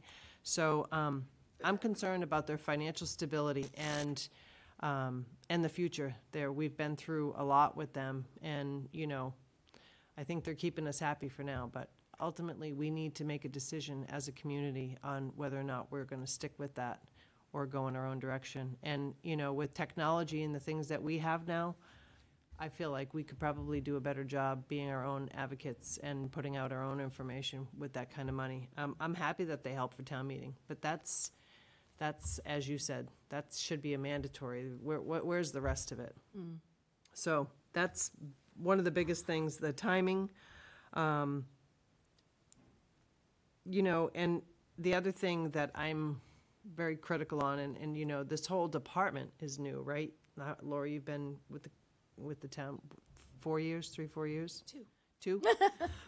Time flies when you're having fun. But she's accomplished so much, you thought 4. Marcella's only been with me since April, so last April. So she's only been here a year. We're learning, right? It's fairly new, but my thing is, it's a 24/7, 365 situation with communications. And, you know, during the storm, for instance, people were really striving and looking for information to try to figure out what was going on. And we ultimately, at the end, did a good job, but we did basically one output a day. And sometimes it needs to be more in situations like that because people feel very isolated and they count on us. So I can speak to that because I know that you brought it up at the last select board meeting, so I did pull some data. We did not just post once during the day. We posted many times, and what we did is we shared a lot of content. We shared content from Barnstable County. We shared content from the police. We shared content from the health department about, be careful shoveling. So I actually pulled some data, and on Friday, the 23rd, before the storm happened, we posted. Saturday, the 24th, we posted. Sunday, the 25th, we posted. Monday, the 26th, we posted. Tuesday, the 27th, we posted. So I pulled all this for you because I think sometimes it's hard to understand like the dynamics of social media and the analytics of it. If you post too many times during the day, your post gets lost in the news feed. So because everything was changing so rapidly, hour by hour, really, what was going on at 9 was different at 11. It was different at 1. We decided to have a cutoff time at 5 o'clock so all the department heads that were involved could give us their information on the latest situations of the storm. So we gave everybody a deadline of 5. We put a one sheet together with everything from information on Eversource and National Grid to the shelters being open, what time they were open, the availability of that, staying off the roads, stuff from the DPW. So that was like the one-off. But we posted throughout the day, but not posted in the news feed. We shared them in the stories and we shared them in other areas because if you post too much, your message will get lost. And so if you're in the news feed and you're looking, you might only see, and if I post at 9, at 11, at 1, you might only see the 9. And that's outdated by 1. So that was the method behind the madness. It wasn't that we... I don't look at the stories, so that's why I miss it all. So that's what I'm saying about like, well, you're the social media expert, so we'll leave that to you.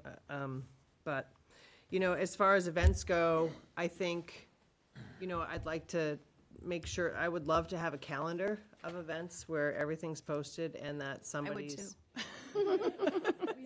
somebody's there to be able to capture it for whoever's hosting it.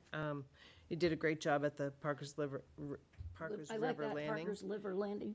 And, but there are a lot of other events that don't really get a whole lot of attention unless, you know, the staff themselves have to, you know, create their own content. And I feel like,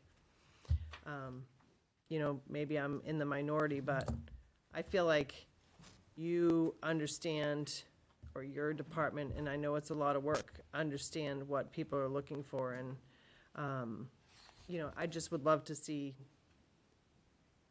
some type of schedule so somebody can be at all the events. I know some people are at some times, but not all of them, so that's my 2 cents. Unfortunately, it is a 24/7, 365 communications thing. It's not a Monday through Friday job, and to the best that we can, schedule out people to make sure we have somebody at everything, I think would be helpful. But those are my They comments. could just follow the chair, and the events that the chair goes to, they could go to. That would work.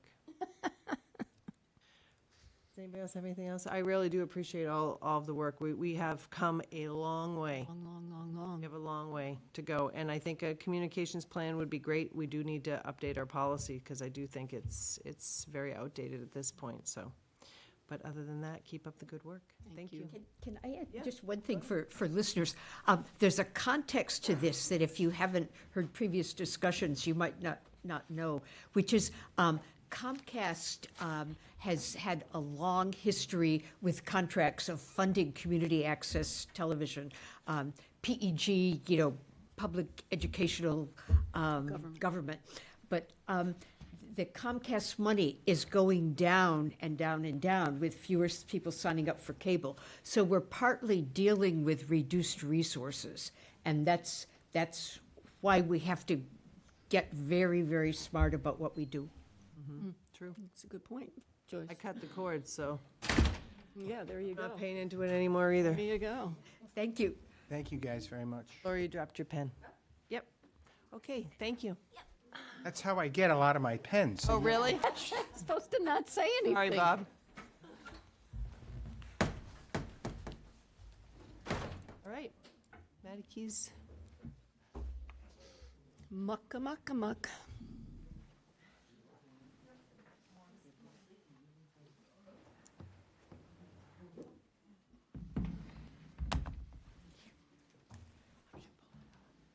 Good evening. Hi all, how are you all? Hi. How are you, Sharon? Nice to be seen. Oh, this is good.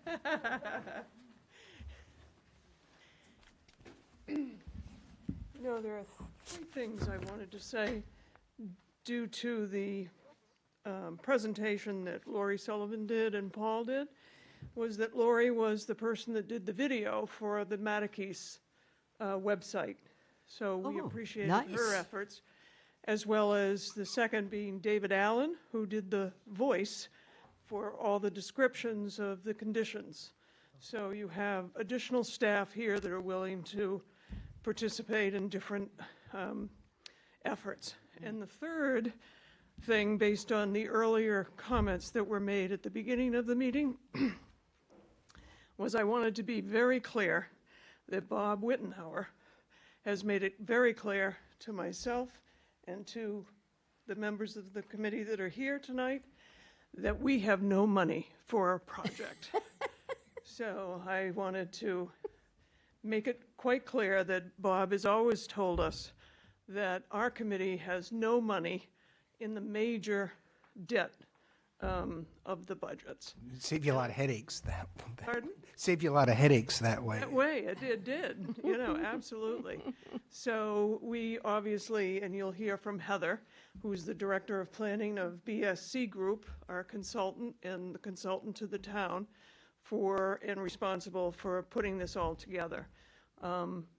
So it is easy to go with a private-public partnership in terms of any efforts that might be successful that the Board of Selectmen finally chooses. And Heather Gould is the director, and she's going to walk us through a wonderful report that she and her staff have written. And I do want to point out before you start my name is Sharon Weimer, and I'm chair.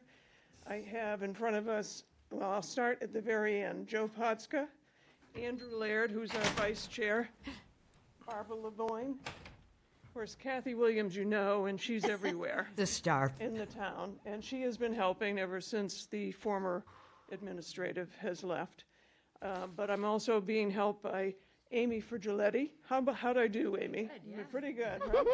And I also have here our, not listed, but our clerk is Lindsay, oh my God. Thank you, thank you. Did great. No, so, thank you for having us again. And this is the end of Phase 5. Oh, wow. So we're excited about that, aren't we, committee? Yes. Rah, rah. Heather, it's all yours. Hey, thank you. Before I jump into my presentation, I did want to note that the information in the slides was taken from the Mattakese Utilization Project Report, which can be found on the town's website under the Mattakese Utilization Committee webpage. And I do really want to commend the committee because they were an informed and dedicated group. And because of this, we have what is, in my opinion, a really nice development framework here.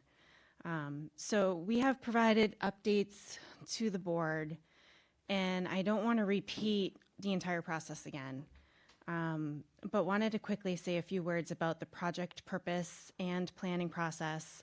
The goal of our efforts here, it was really to evaluate feasible reuse options for the former Mattakese school site based on a process informed by technical analysis, benchmarking, and community engagement.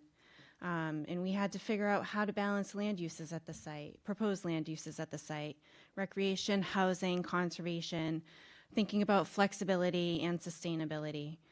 So this led to a design development process that's concluded with the refinement of 3 conceptual alternatives that I will present a little later in the slide deck. To talk a little bit about the site planning considerations, really looking at the environmental and conservation considerations, which included wetlands, protected habitat, and aquifer protection, the existing building conditions, and the cost analysis that supported full demolition or recommendation for the full demolition of the Mattakese building, municipal wastewater infrastructure, and how that will be needed to support redevelopment, the pedestrian connectivity and the access that was integrated throughout our conceptual design process, and renewable energy and sustainability strategies that have been encouraged by the committee. In talking about the development of the conceptual site plans, we really went from an idea generation, which involved the MUC teams, that then went to community engagement that created bubble diagrams and scenario planning. And then we looked a little bit closer once we had a better idea of the preferred community priorities and reuses that could be at that site, by doing some benchmarking and case studies that helped to inform the scale of the development and the uses, parking requirements, and what best practices were relative to that, citing of the uses on the site in different locations, and looking at phasing. So we came up with a site plan design that translated those preferred scenarios into scaled layouts. They were really test pits. Like, we were testing the concepts on the site to make sure they could fit, and that, the circulation, the parking, and the phased approach took all of the considerations in a manner that would work together over time. So our key design development themes, translated from early concepts into more defined solutions and incorporated the technical analysis and stakeholder input. Those themes and considerations really included the integration of sustainability and resilience into the site, that housing was included to support community needs and long-term fiscal sustainability, that for recreation, multi-use fields had been designed, and this was for maximum flexibility and competitive standards for multiple sports, whether it was soccer, lacrosse, field hockey, those field dimensions, and I think this is important to note because it was discussed with the committee, the MUC committee, they can be reduced in future site design planning. The size dimensions that we used were the largest really for international type of play, but it was really to show you could get a certain number of fields at that size there. Reduced, potentially, could you get more? Yes. But that was for the largest field, which was a soccer use at more of an international scale than anything else. Recreation was identified as a primary community priority, and conservation and water protection areas did guide the site design. And overall, our concepts provided a flexible menu of site plan elements that supported a phased development over time. The timeline for the resolution of the Emmy Small Elementary School siting and construction will impact the timing of redevelopment for at least a portion of this site. So in the last presentation, the last update we provided to the select board, we discussed 5 conceptual plans. In working with Muck, we selected 3 to present within the report, and we'll go through those tonight. All 3 concepts have been presented in the past. However, there have been slight modifications made as the design development was advanced. So alternative A is a balanced mixed-use approach, recreation-centered site anchored by a large indoor sports facility with a compact residential village component. So in this alternative, we have programmed 78 housing units. Of that, we have single-family houses within 2 subdivisions and an apartment residential development with additional townhouses programmed for that portion of the development. Indoor recreation sports facility, multi-purpose athletic playing fields, a moderate amount of parking, approximately 385 spaces for sports uses, and there we go. That's larger so you can see it actually. And we also thought about how we could integrate some pedestrian connections and internal walking trail systems throughout the site, connecting down to Higgins Kroll, but also within the site and around the different components of it. You can see within these site plans, we've identified where some of the site constraints were relative to wetlands and buffers. And our legend does go into that detail additionally, but we tried to keep, or did keep, the proposed development and the design away from those. Excuse me for 1 second. Sure. Ma'am, in the back. Ma'am, Holly. if you'd like to have a conversation, if you want to go outside, it's just very distracting. If you don't mind, thank you. Sorry. So looking at alternative B, that presents more of flexibility for future uses. A recreation campus paired with a strategic reserve area that allows the town to respond to future needs. In the larger scale here, talking about the elements, we had the indoor recreation and sports facility again, a multi-purpose athletic playing fields, an apartment development with 60 apartments and 6 townhouses, a moderate parking supply again. We were able to fit approximately 480 parking spaces for the sports uses and 125 for the apartments and townhouses. And we have 6 single-family houses along Chickadee Lane, so that road will have single-family homes on both sides. A portion of this site has been set aside, dedicated for future school or redevelopment zone, depending on the outcome of the Emmy Small School Feasibility Study.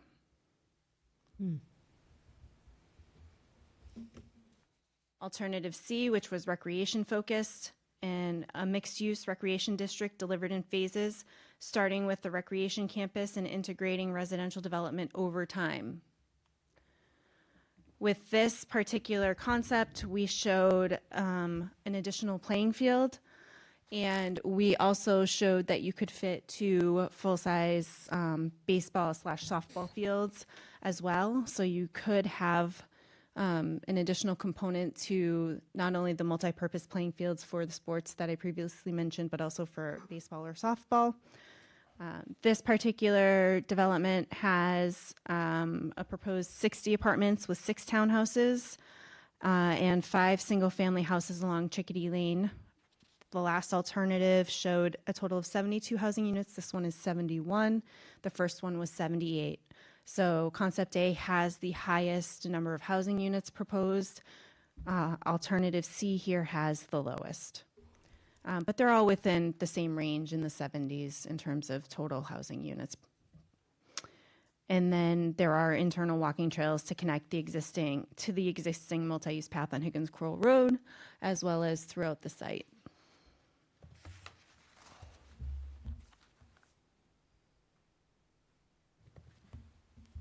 So looking at the recommendations, throughout this design development process, the MUC identified key issues for consideration that impact the development at the site. Municipal wastewater needs to be brought to the site to allow for the proposed level of development included in the concept plans. There's the potential for the town to pursue grant opportunities for these infrastructure improvements. Measures need to be taken to protect the water supply, and that consideration, especially with playing fields, whether they're grass or turf, those factors need to be considered and how that impacts any kind of runoff or drainage. And the use of native drought-resistant landscaping, restoration of vegetation within the buffers that we've identified of the regulated resource areas, and removing debris and eliminating roof discharge into Tar Pond. With the demolition of the Mattakey School building, there is an opportunity to create an additional buffer area where that school building was, where development is outside of.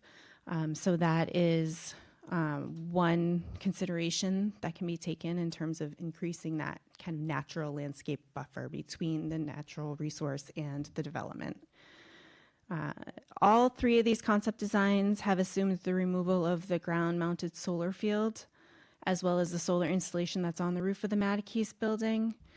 The existing leases extend into 2032 and 2033, but the MUC recommended considering offering other town properties suitable for solar, and that any future development at the Mattakey site should incorporate renewable energy strategies such as building-mounted solar, parking solar, canopy installations, and high energy efficiency building design. The Recreation Department has done a great job in developing recreational programming and using the building. With the demolition of it, these programs are going to be impacted. The town should continue to explore collaborative alternatives, opportunities with the Dennis Yarmouth Regional School District, and potential public-private partnerships to maintain reasonable community access to the indoor recreation programming during any future development phases. Looking at the sports complex, it can accommodate, there could be programming for other uses, such as events, conferences, and performance space. All of that gets developed in future phases, working with a private developer in terms of a public-private partnership. The next phase of this project, phases 6 and 7, there will be a market study and fiscal analysis, as has been discussed, with a grant funding, and that will also help in determining, the types of uses and the specific sports needed for financial viability. And then finally, the ongoing Emmy Small Elementary School feasibility study creates uncertainty regarding the long-term role of the school at the site. And if a new school is constructed elsewhere, the existing school building may need to remain operational on the property for several years, unless temporary swing space becomes available. So as a result of that, redevelopment will have to occur in phases, with portions of the site potentially available earlier for development, depending on future school-related decisions and operational constraints. So overall, there's several principles here, and the preferred direction emerging from this work is not a fixed endpoint, it's a strategic roadmap. It positions the town to advance to the next phase of the project with a clear understanding of community priorities, site constraints, and development opportunities. And then finally, my last slide here, talking about implementation and near-term priorities. The next step is really to advance that site readiness grant work in 2026 and 2027. So site feasibility and infrastructure analysis, market and operational analysis for for a recreation sports complex, evaluating the zoning and permitting and wastewater infrastructure needs, and exploring public-private partnerships and funding opportunities. That's in parallel to the continued coordination regarding the Emmy Small School feasibility study. In addition, the town will be able to prepare a request for proposals for redevelopment partners and to be able to gauge interest in terms of who is out there that could help with some sort of development, whether it's apartment buildings, single-family homes, or with the sports complex. We'll continue to refine the preferred conceptual site plan and redevelopment strategy and help to position the town for future funding and implementation opportunities. And just to wrap it all up, as I mentioned earlier, all of the information is in the final report, which can be found on the town's website on the MUC webpage. And so with that, I will turn it over to you, Madam Chair, for any questions. Great presentation, lots of really good information here. And I just have to thank the committee for its work. I concur with what you said. It's been a great process. It's probably been difficult for the committee, but the process itself was such an important thing that had to happen. We had to go through this, and we've come a long way. We've got some great renderings. It's really hard still without having the next steps. You know, we really can't make an informed decision without the market analysis. I think is really key because, you know, we don't know if these are financially feasible to anybody. And, you know, with Emmy Small, all the pieces that are in the mix. But what you've given to us is really, when you think about what we started with and all the potentials. I mean, we've narrowed it down. I mean, the concepts are slightly different, but the public was heard, and that's the key in bringing forward, I think, something that will ultimately be successful. So, Liz, you have questions? I do. And I'm going to get on my soapbox. Sorry. Did you bring it? Yeah, it's under me at all times. I have been involved, still continuing with my interest in solar power, and so I attended, for instance, the Department of Energy Resources presentation today. And I think one of the things that we're missing when we consider removing that solar field is we cannot afford to redo that. That was bargain basement opportunity. And it is turning, right now, it's giving the town $175,000 of avoided electric costs a year. And if you you know, that's not chicken feed right there. And even looking at the Matakees with the solar on the roof of the auditorium and the gym, that's giving us $35,000 in avoided costs every year. And I could see removing the roof mount at Matakees much more easily. But to think that you would ever be able to afford to get that kind of bang for your buck is not reasonable, because it was done under circumstances 10, 11 years ago that have long since expired and sunsetted. So I just urge the town to recognize the value in that solar field before, just to recognize the value. I don't think it's been really weighed into this appropriately. So that's my 2 cents on that. And the other thing that I would remind us is we had a very good presentation from Weston and Sampson, Christmas time or so, and they had done a field study for the town. And there is Sandy Pond down the road, 1.33 miles away, and a huge field resource there that could be, again, developed. There's a bunch that exists, but it could be further developed based on their study. So I think those are important considerations that need to go into the mix. As I know, we're going out fishing, going on a fishing expedition. We're going to get an RFP up and see what bait we get any bites on. But I hope we stay mindful of the assets we have. Thank you. Joyce? I'd like to thank you all for your hard work. I mean, this was really a shot in the dark committee. just recruiting people who had signed up to be on committees. And this was so darn successful. We might want to do more of this. The sheer randomness of it, and you did a great job. I love what you've done. I came to the winter meeting that you had for the public, and I noticed you've now got it down to 3 alternatives. You've trimmed a little from that.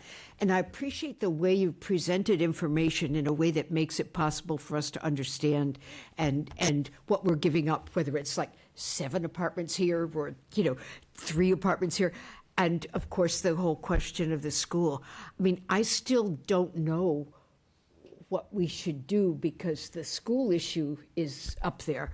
But I so appreciate all that you've done.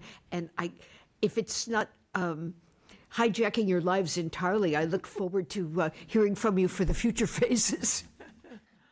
No. No. By the way, thank you, Joyce, for attending our second community meeting. That was very nice of you to come and be involved in that. So I just stayed in the back like a little learning mouse. Yeah, well, you were there, so we appreciated that. I didn't know if you wanted to respond to anything yet, Heather, or no. We have spent time as a committee talking about a number of the things that Liz brought up. And we're hopeful that another consideration of joining the town and the schools' efforts together to, as was suggested here before in the Board of Selectmen, that possibly another site might be given that you could transfer that to that site, and it doesn't necessarily have to be a field. It could be on top of, solar canopies, parking yeah, canopies. Yep. And so it may not have that same expense to provide, but what it might do is give the school district a better return and more money for their budget eventually, a couple of years from now. Instead of having a deteriorating amount of money, our thought was it may provide more for their district, which would be a help to what has been described as a structural problem in terms of some of their budgeting needs. So that might be continuing the solar amounts, but maybe increasing it. So that would be phase 6 and 7 to decide. And it's not going to be disappearing anytime immediately. I think you have to, they'll be doing a lot of financial stuff that will be very important for deciding those kinds of issues. And so I hope I answered your concern. And thank you, Sharon. We have been talking about, or some of us have been talking about, moving some of the fields to Sandy Pond, so that you don't have it all in one area. And part of that solar field leaving opens more gold land of future development of what may come up in 5 years. They're totally something different. So there are lots of mix and matches and different ideas that you're all going to hear more from the administrators who are doing phase 6 and 7. We're marching out at 5. So that's how we're kind of looking at things anyway. So let us know if you have a different idea, but that's our idea. I actually did want to raise one other point related to the solar and the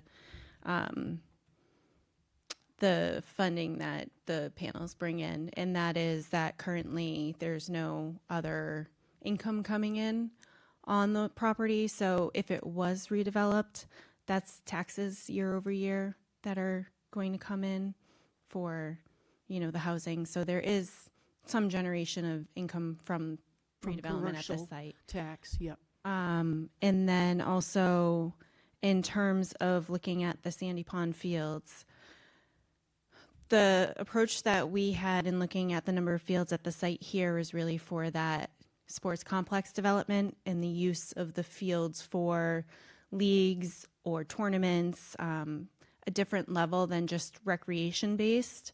So while there's overflow opportunity at Sandy Pond to have an agreement with the town to use some of those field resources. The intent here was really that the private use was going to be used by those organizations that had an agreement with the developer there. So. All that's coming your way.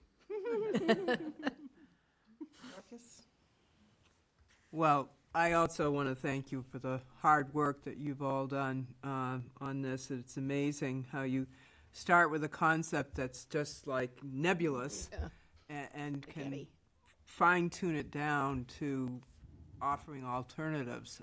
It really is fantastic. Don't be too happy about going out the door, Sharon. We might keep you guys around a little longer. You never know. Give her a vacation. But I really am happy that you're not forgetting about the whole Emmy Small situation, because that is kind of like a big gaping question mark that we've got over this whole project. And I have to admire the amount of community inclusion that you went through in this. I mean, you really went beyond. I mean, I love the signs that were out at Higgins Kroll, you know, like, tell us what you think. I'm sure there are going to be people out there that are going to say, I never knew anything about it, but that's knee-jerk reaction and always the case. But I feel that there isn't anybody in town that doesn't know what's going on with Matakes, and that you completely touched on everything that you needed to, and I thank you. Well, thank you. And it's all based on committee members that are sitting behind me, and two that are not able to come, John Anderson and also Casey Schmidt. So everybody contributed, as well as the administrators that were helping us through this whole process. So it was a pleasant experience through some of these things. So, yeah. Mark. Thanks, Tracy. And thank you for being here tonight. My question has to do with the time. I have several questions. The first is the timing on the mass development work. When is that expected to be completed? You're talking about the grants? Mass development, I can answer can that. someone? Yep, so Go ahead. we're trying to finalize the contract with Mass Development, which probably should be finalized by the end of May. Then we'll get going on that, and that's expected to take about 18 months. Okay, so we have a ways to go. Yes. Okay, good to know. One of the questions that has been asked of me is, since this project is in an aquifer protection zone, one of the questions has been, is this development consistent with what we would normally allow in an aquifer protection district? And maybe, I know Kathy's here, she's very conversant on zoning. Kathy, can you help answer that question? I think it's the devil's in the details. I think if this is designed properly with the stormwater having enhanced treatment systems, being careful of the type of fertilizer we might be using on the fields, just like they do at Bayberry, where they use the slower activating. And maybe there's a whole bunch of different types of, if we want to go with an artificial turf, there's a bunch of different natural types now that need to be taken into consideration. So I think how it's designed is going to make all the difference, and I think those are the things that we need to make very, very clear in any type of RFP that we go out to develop the site. In the reports, is that kind of language, is that mentioned in the documents that have been prepared so far?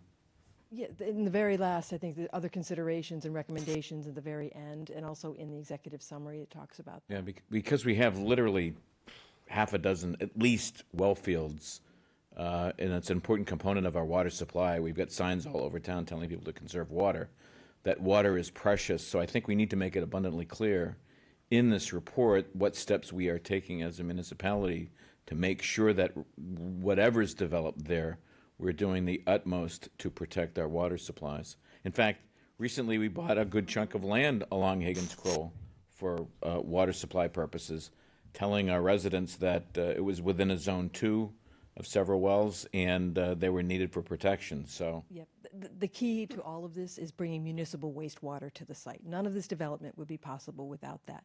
And the parcels across the street were mainly purchased because they were within 1,000 feet radius of wells, and we're staying outside the 1,000-foot radius. You can see like a little dashed line in the upper right-hand corner over on the right. That's where the wells are. Corner. Right, yeah. Yeah, there are wells there. It won't do it on the TV. That's the 1,000 feet restrictive area for this site.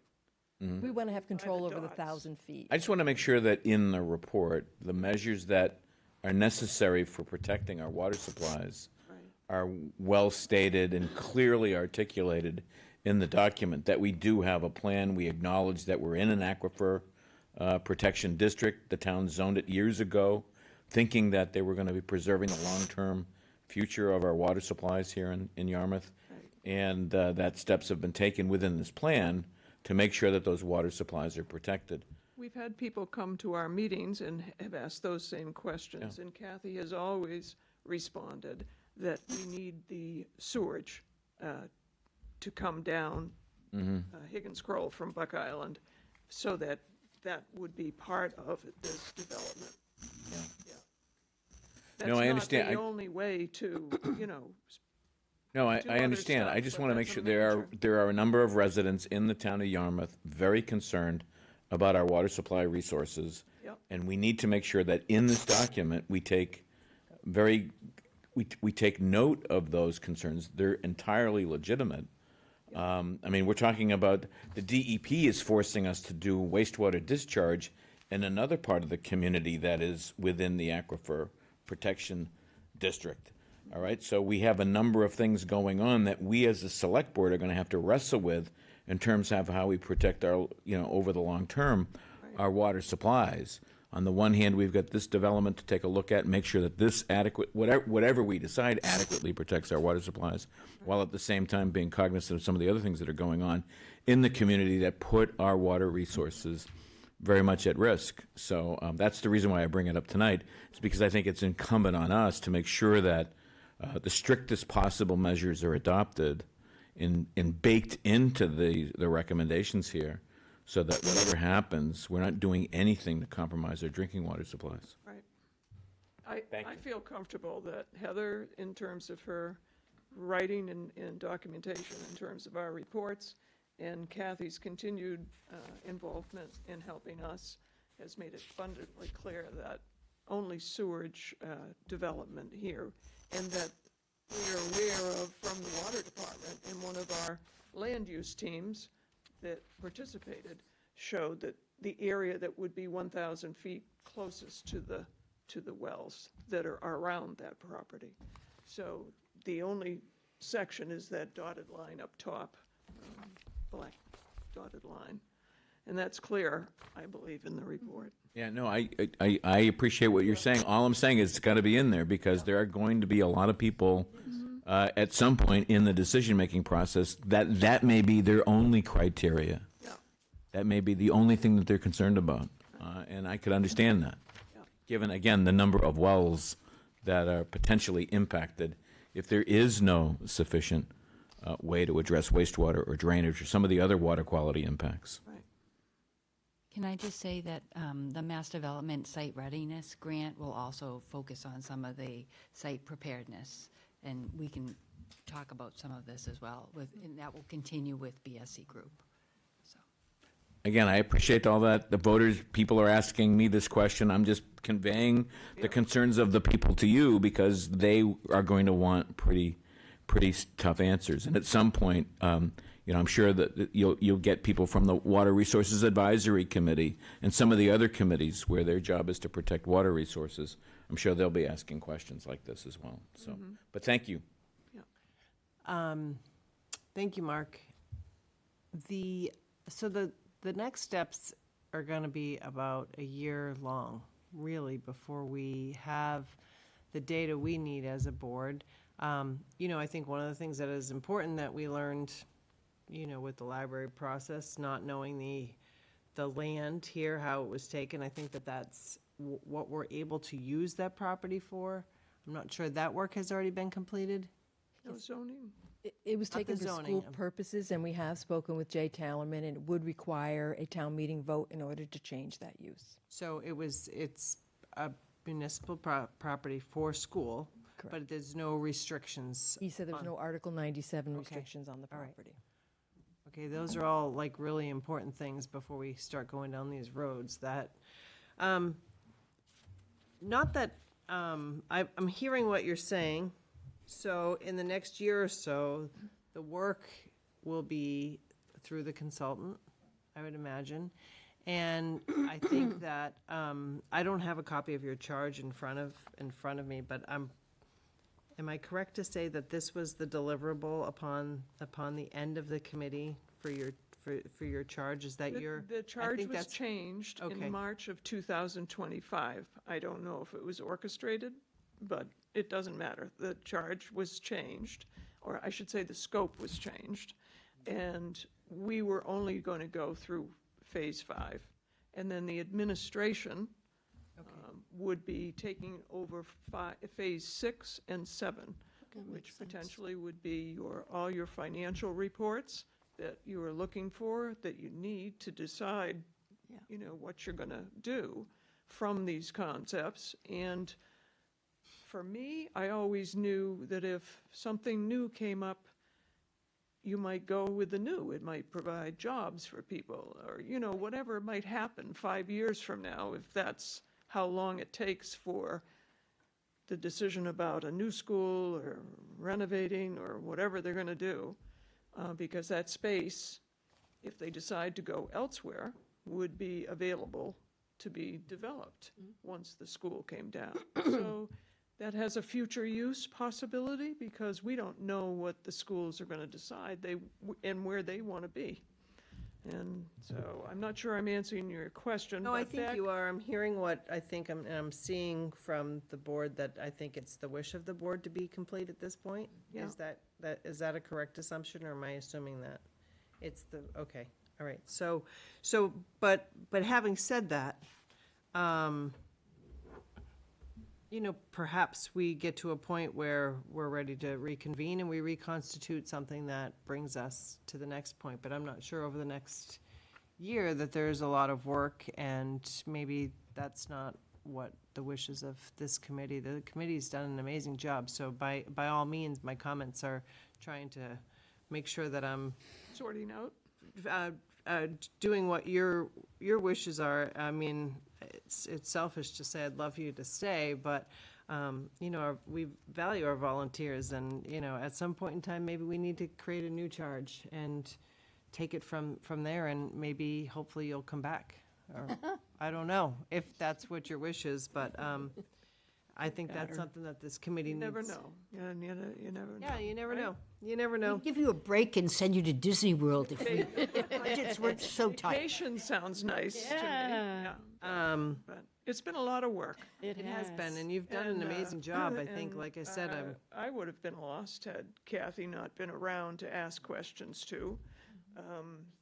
And our committee participated in discussions, and we were in places that you've been to, maybe even last week, in terms of the gym, the auditorium. I mean, it took us a long time to finally say, no, you really need to take it all down. And if you decide that you want to build an auditorium, that would probably be better, because it would be ADA compliant, it would have lots of things, and probably still terrific sounds. There you go. And good for town meeting. And good for town meeting, or whatever it is, that you're thinking of, wanting to do. You're going to have some interesting conversations yourself, because I've seen them here, and we're all different. which has been great, but that's one of the things that I think was really important when we put the committee together. There were so many people that were interested in this parcel that, from my perspective, having individuals not tied to all of those special programs was such an important thing, that you looked at everything. You took everything and you flushed it out, and I don't, I'm just, I'm happy. It's not going to be easy from this point. I mean, there's still a lot of work to do, and I'm hopeful that we have a performer that somebody may be interested in, and we don't have to start all over again, because we've done that before, unfortunately, you know? So, Well, I'm not aware in a that scope of this this has been a size. new concept for you, so that ad hoc committees don't go on for a long time. And we are not going on for a long time, so we had a lot of stuff stuffed.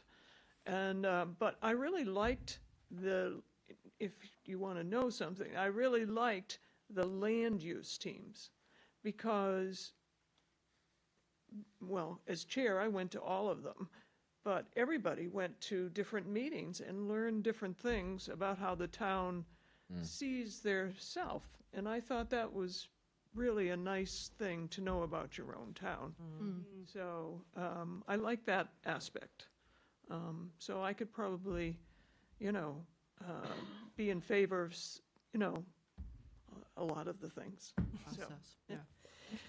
Well, all right, so I don't know, We're still doing minutes. So we have another meeting on the 14th where we hope to finish all the minutes that were for our committee up to this point, so. All right. But when you have a meeting to okay the minutes, then you have the minutes from that meeting, and they need to We be do that- okayed. No, we don't need another. We're doing that the same night. You figured that out, Sharon. We figured this all out. So. So is there anything that you need from us? Well, I didn't expect that question. No, just continued telling everybody that this isn't going to be a debt for the town. This is going to be looking for, there will be costs. You're talking about hazardous waste, you're talking about demolition, and hopefully you will go for grants, I guess is what I would suggest, and I think that's what Mark was referring to, was mass housing. You need to get the grants going and the sewer going. I mean, they have design money. I don't know, there's also local economic grants. I don't know what they offer. I don't know all the grants. There's also convention grants that have been talked about. Now, don't think of it as a big convention hall, but that, even the design of the building may function as a way to earn money via events. I Right. don't know how all that works. Amy's going to do that, Megan's going to do that, Kathy's going to do that, Bob's going to do that. They're all going to figure out that and what needs to come first and how that impacts the concepts. And the concepts are still mix and match, I mean, they have that possibility. They've been arranged by Kathy and her group the best way that they can, but it's also, as she indicated, it's the biggest it can be, Yeah. And you can go down in size and create more land that's available for private development, because I don't think you should give that up easily. Right. Myself, because it is special. You don't have to go through neighborhoods. You just come down and you go by businesses and town-owned land, and you there's go so many. directly into the site. So you do have to be concerned about your neighbors, that it's not overwhelming, but Yeah, it's So- got so much potential. Is there All anybody of from those- the board that wants to say anything? sorry. I just want to make sure everybody's heard. All right, so as far as the charge, I'm sorry. I was just gonna say BSC group. Cheers. Okay. Great. Yeah. Excellent. Bob, in terms of is the ad hoc ends on its own, or do we have to take action? Well, I think it would be incumbent upon the select board to, disband the ad hoc committee Should for we now put while that we. on a future agenda? Sure, and we're entering into the implementation phase. We've got the financial feasibility and the RFP process, and we'll just continue marching it forward. But my thanks to the committee too. I I believe we have think some they did a money wonderful left over job. from our budget, so, but I don't know how much has been used, so that can go right to the 200,000 grant, so that would be a bonus, so. Well, thank you all so much for your work. Round of applause. Very much appreciated. Well, thank you for the opportunity. I think everybody appreciated being on the committee, so thank you. We Excellent appreciate committee. you very much. We've got your numbers. All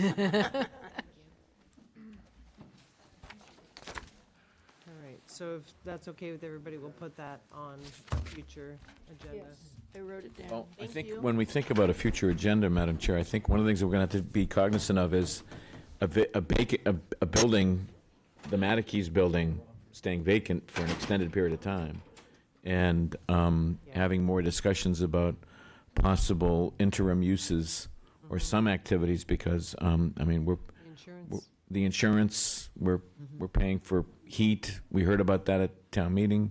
That's going to continue to come up and generate attention. So I want to ask ourselves, you know, should there be some other interim uses of the building Well, that might make sense, we currently have recreational programming in there. right? And I believe our public safety officials do use it for training as Yep. well. Yep. And maybe there's a need to have more discussions about maximizing those opportunities for at least the next couple of years. I know a theater group would sure like to use the stage. There you go. Maybe they want to be invited in to at least take a look at the stage. All I'm saying is having the building sit there for a couple of years while we're spending money to keep it heated and everything. I think that's going to be a conversation we're going to want to have. Absolutely. Right. Yep. It's very expensive to keep it open. Especially when it's vacant. And the buildings obviously do better when there's people in there using them, so. Okay. So our next agenda item is an energy grant manager update. And I want to start this and first indicate this is an interim update because we've talked about a lot. When are we going to have an update? When are we going to have an update? And obviously, we've got a lot of additional details that that we're working out. And I just want to start with our general concept. And I know Jeff's here, and he gave me the advice that we should wait and do an update, when we have more comprehensive information. But I thought it would be a optimum opportunity to lay out our concept and the progress that we've made, because I think that we've really reached a watershed moment on our whole energy management discussion with the little experience under our belt with this grant. And I think we have a direction moving forward that's going to be very successful for the town in the long term. And as you know, for the details, the town has been awarded a 3-year grant from basically National Grid is the underwriter of the grant for a part-time energy manager position that was funded at a rate of $45,600 per year. And that's only a part-time position. And we had admittedly a long and very difficult recruitment process to try to locate a part-time person to do that work. Ultimately, we did locate someone to fill the appointment, but unfortunately, it didn't work out for the town and our ability. We have this comprehensive memorandum of agreement of all of these issues that we wanted to carry out, and to have a part-time person that didn't have a tremendous amount of experience, having to work with all of the superintendent and the police chief and all the building managers, really wasn't set up to make a lot of progress on fulfilling all of our obligations. And also, again, it was a part-time function and it was only temporary. The one opportunity that this whole process gave us is it enabled us to really fully engage the leadership of the Department of Public Works. And, my hat is off to Jeff Colby, Amanda Lima, also Roby Whitehouse in the facilities, engineering, DPW, all were engaged in this process of figuring out from a management standpoint what we needed to do to initiate and to manage energy conservation projects, the whole planning process, and all of the MOA duties that we signed on to. And as a result of the experience that we developed, that we learned that the energy conservation part of the facility management program has to really be a fully professional permanent position with significant responsibilities, that it wasn't just a part-time function. And if we're able to achieve that, the town really is going to have some long-term success. And the initiative came from Jeff's leadership to fold this into the management operations of the department. As you know, the board had voted to support the creation of our new building and facilities management position. That is, we're going to, finally have, and it is, in the capital planning, the building studies, all that we've done, we knew that was one of our chief priorities. And to help more further professionalize that position and also leverage it with the financing, the proposal came forward to combine the energy manager position with the facilities manager position, and we have a detailed job description on doing exactly that. Now, the parts that we're going to be working out now is we're going to try to, we've worked with the personnel board, got all of the classifications and everything. We're ready to post this position, and then we're going to, as we fill this, work with the existing infrastructure in the department and this new position to lay out the plan for achieving each and every one of the, there's a big laundry list of goals that we have in the MOA, things that we want to achieve in terms of the energy conservation measures.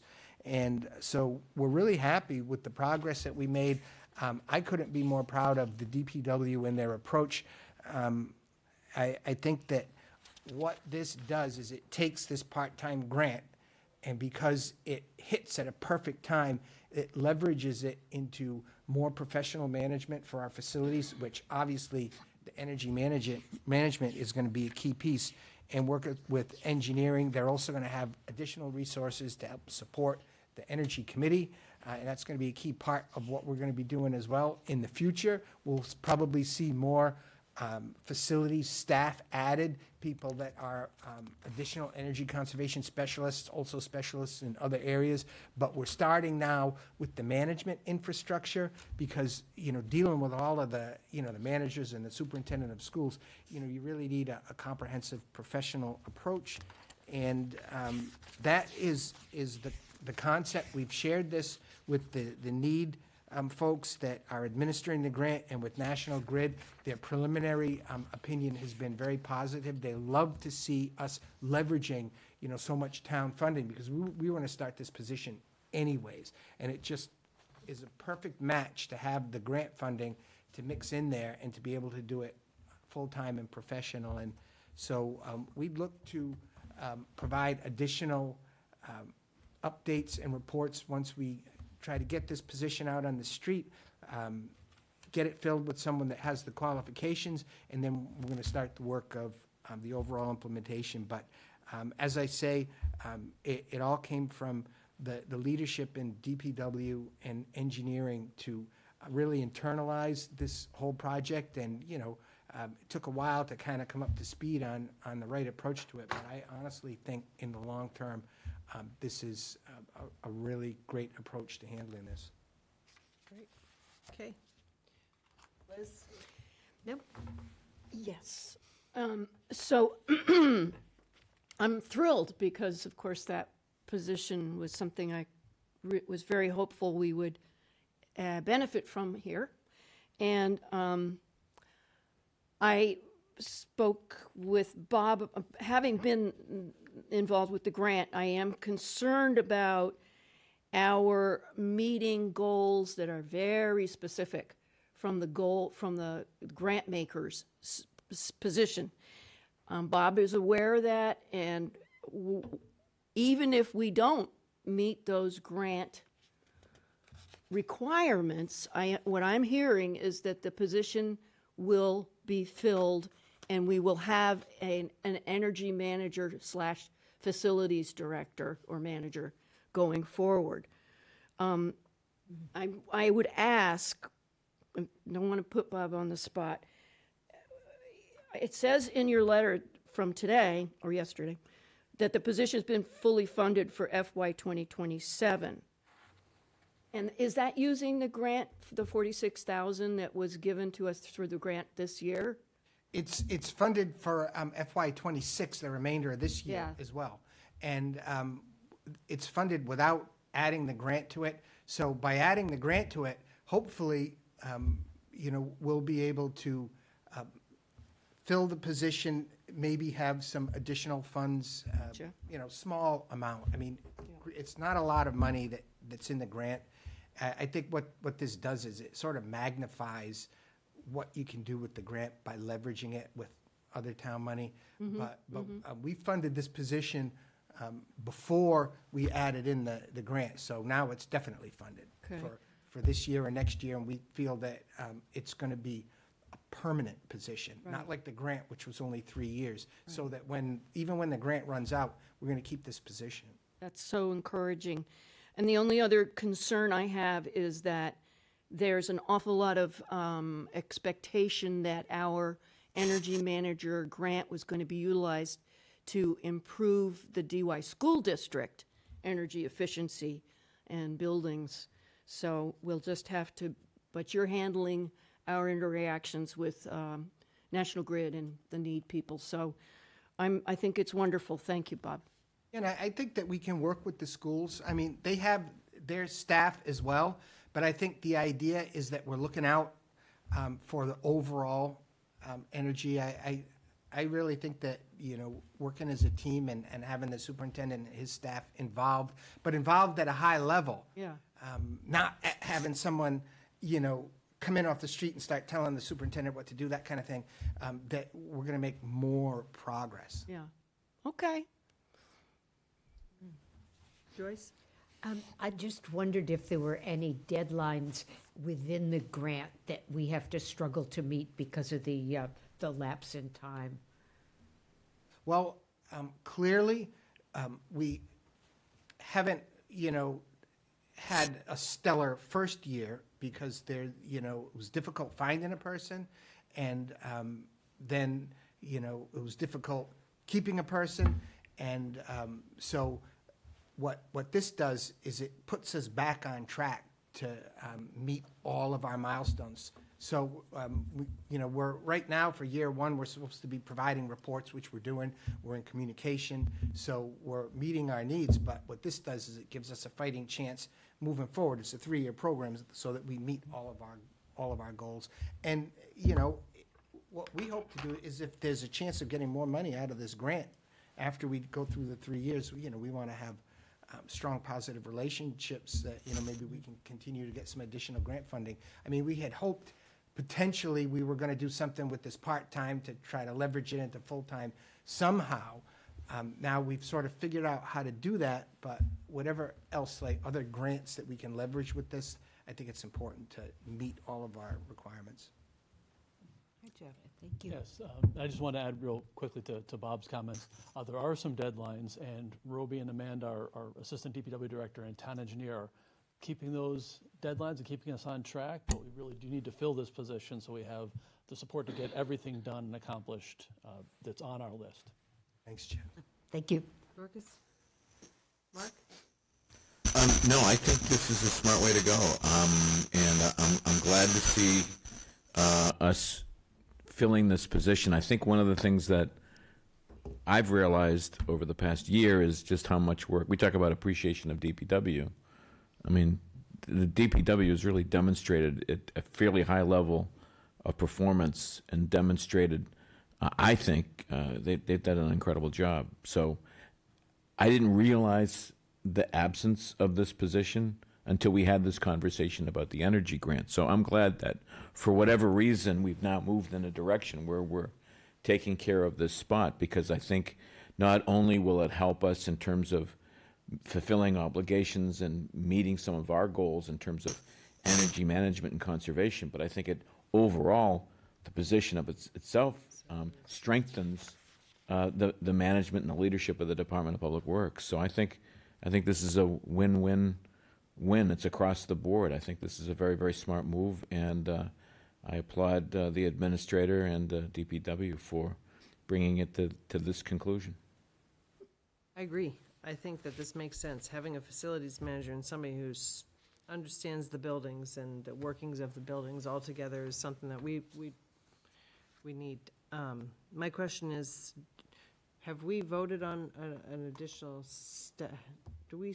I'm trying to remember. We used to have a policy about voting on any new positions. Have we done that already? I think that's required in the charter. That's what I Well, was. I think this is a position that exists on the books. Already. Does. It goes back to, Bingo.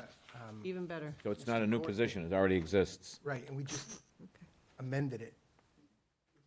Yeah, real quick, this is Dick Court's position. Okay. It's been Facilities. vacant for a Gotcha. while. We did add the energy manager component to it, but it's a position we've had. Gotcha. We need to vote on a revision to the change of it. It's a division position. It's not department head, it's a division. Division, that's correct. Yeah, okay. Okay, great. So we'll have a chance to review at a certain point who that person is. Because on divisions, I believe we have the opportunity as a select board, I believe, is it on the I division? think so. It's not a division. Division head. heads? It reports to the assistant, so. No, I'm not talking about the reporting requirements. I'm talking about ultimately when that position is Yeah, approved. I think the, Division heads maybe come the to us. select board has 4/5 to Somebody- deny it, yeah. We have, So so Bob has had a very good practice of bringing those positions to us Great. as required, so we'll get a chance to learn more about The this update. individual. Yep, I'm looking forward to it. Excellent. Anybody else have anything to say on that? Nope. Wonderful. Good thinking. All right, next I see Mary's here. We have a discussion and a vote for a petitioned article for a special town meeting. Good evening. Hi, Suze. Good evening. Mary Maslowski, Town Clerk. Thank So you. you have before you all the information relative to the petition. And at this point, I believe your charge is to set a date for the special town meeting Right. to start the calendar. And I think it's important for people to know that this is not an option. This is a mechanical process that, once the signatures are certified. Correct. We are required to call a special town meeting. So people are saying, Correct. people were discussing whether or not we will or we won't. There's no option here, so. Correct. A petition, it was a successful petition to hold a special town meeting. 200 signatures are required. Once that happens, the select board, it comes to the select board with the information, and you folks have 45 days to set your date. Excellent. So you have outlined here some potential days. Now,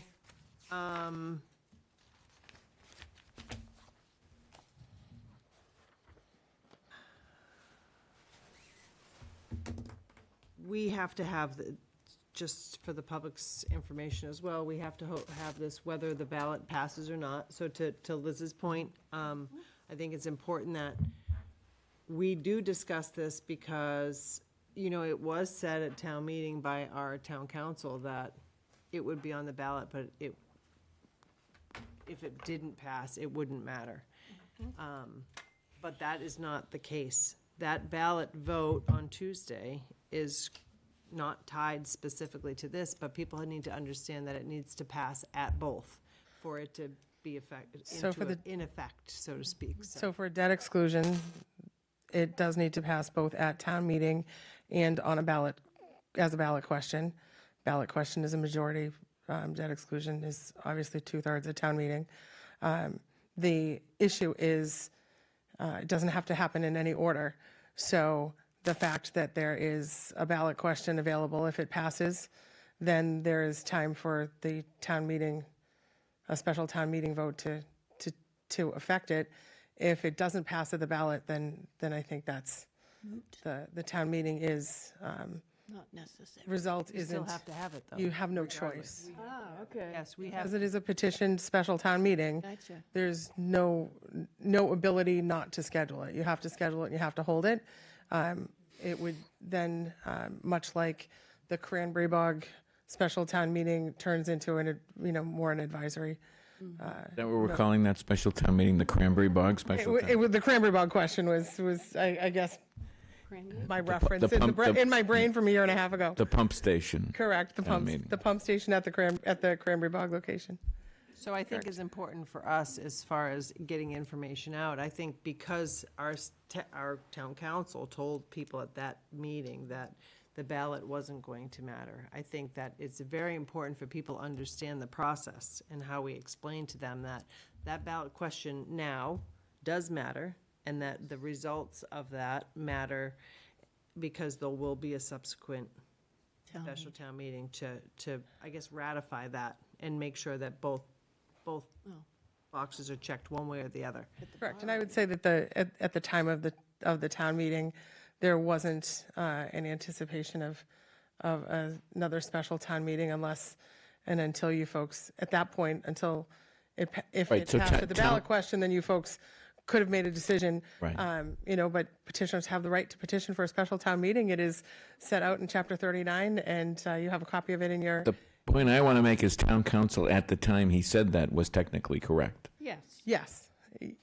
I believe he was. In order for this to move forward, two actions have to take place. Correct. I That's think what there was- council said. And I think there was a bigger question at the time as to how people were looking at what that actual question was at town meeting. He was trying to clarify some misstatements that had happened in the audience about whether it mattered, whether it mattered or not. And he was trying to point out that it was a debt exclusion vote, and you need 2 votes to accomplish a debt exclusion.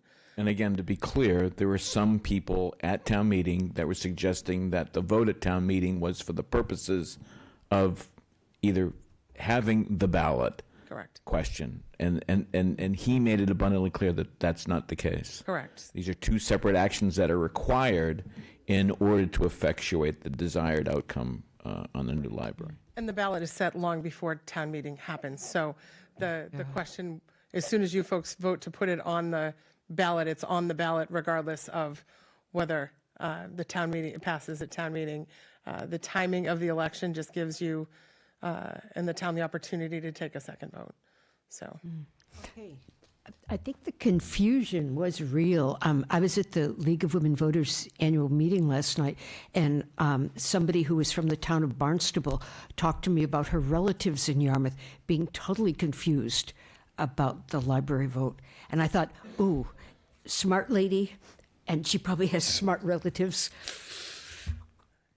It was tough. You know, I will just say to that end, that article has been out there in the public for quite some time, and you folks set that warrant quite some time ago. So with a very clear explanation in the warrant. So, This article, the petition article is exactly the same. Is that correct? I believe it is. I haven't read it word for word, but it is required to go in exactly as it was written I on understand the that, but there were no changes. on the petition. To my knowledge, no.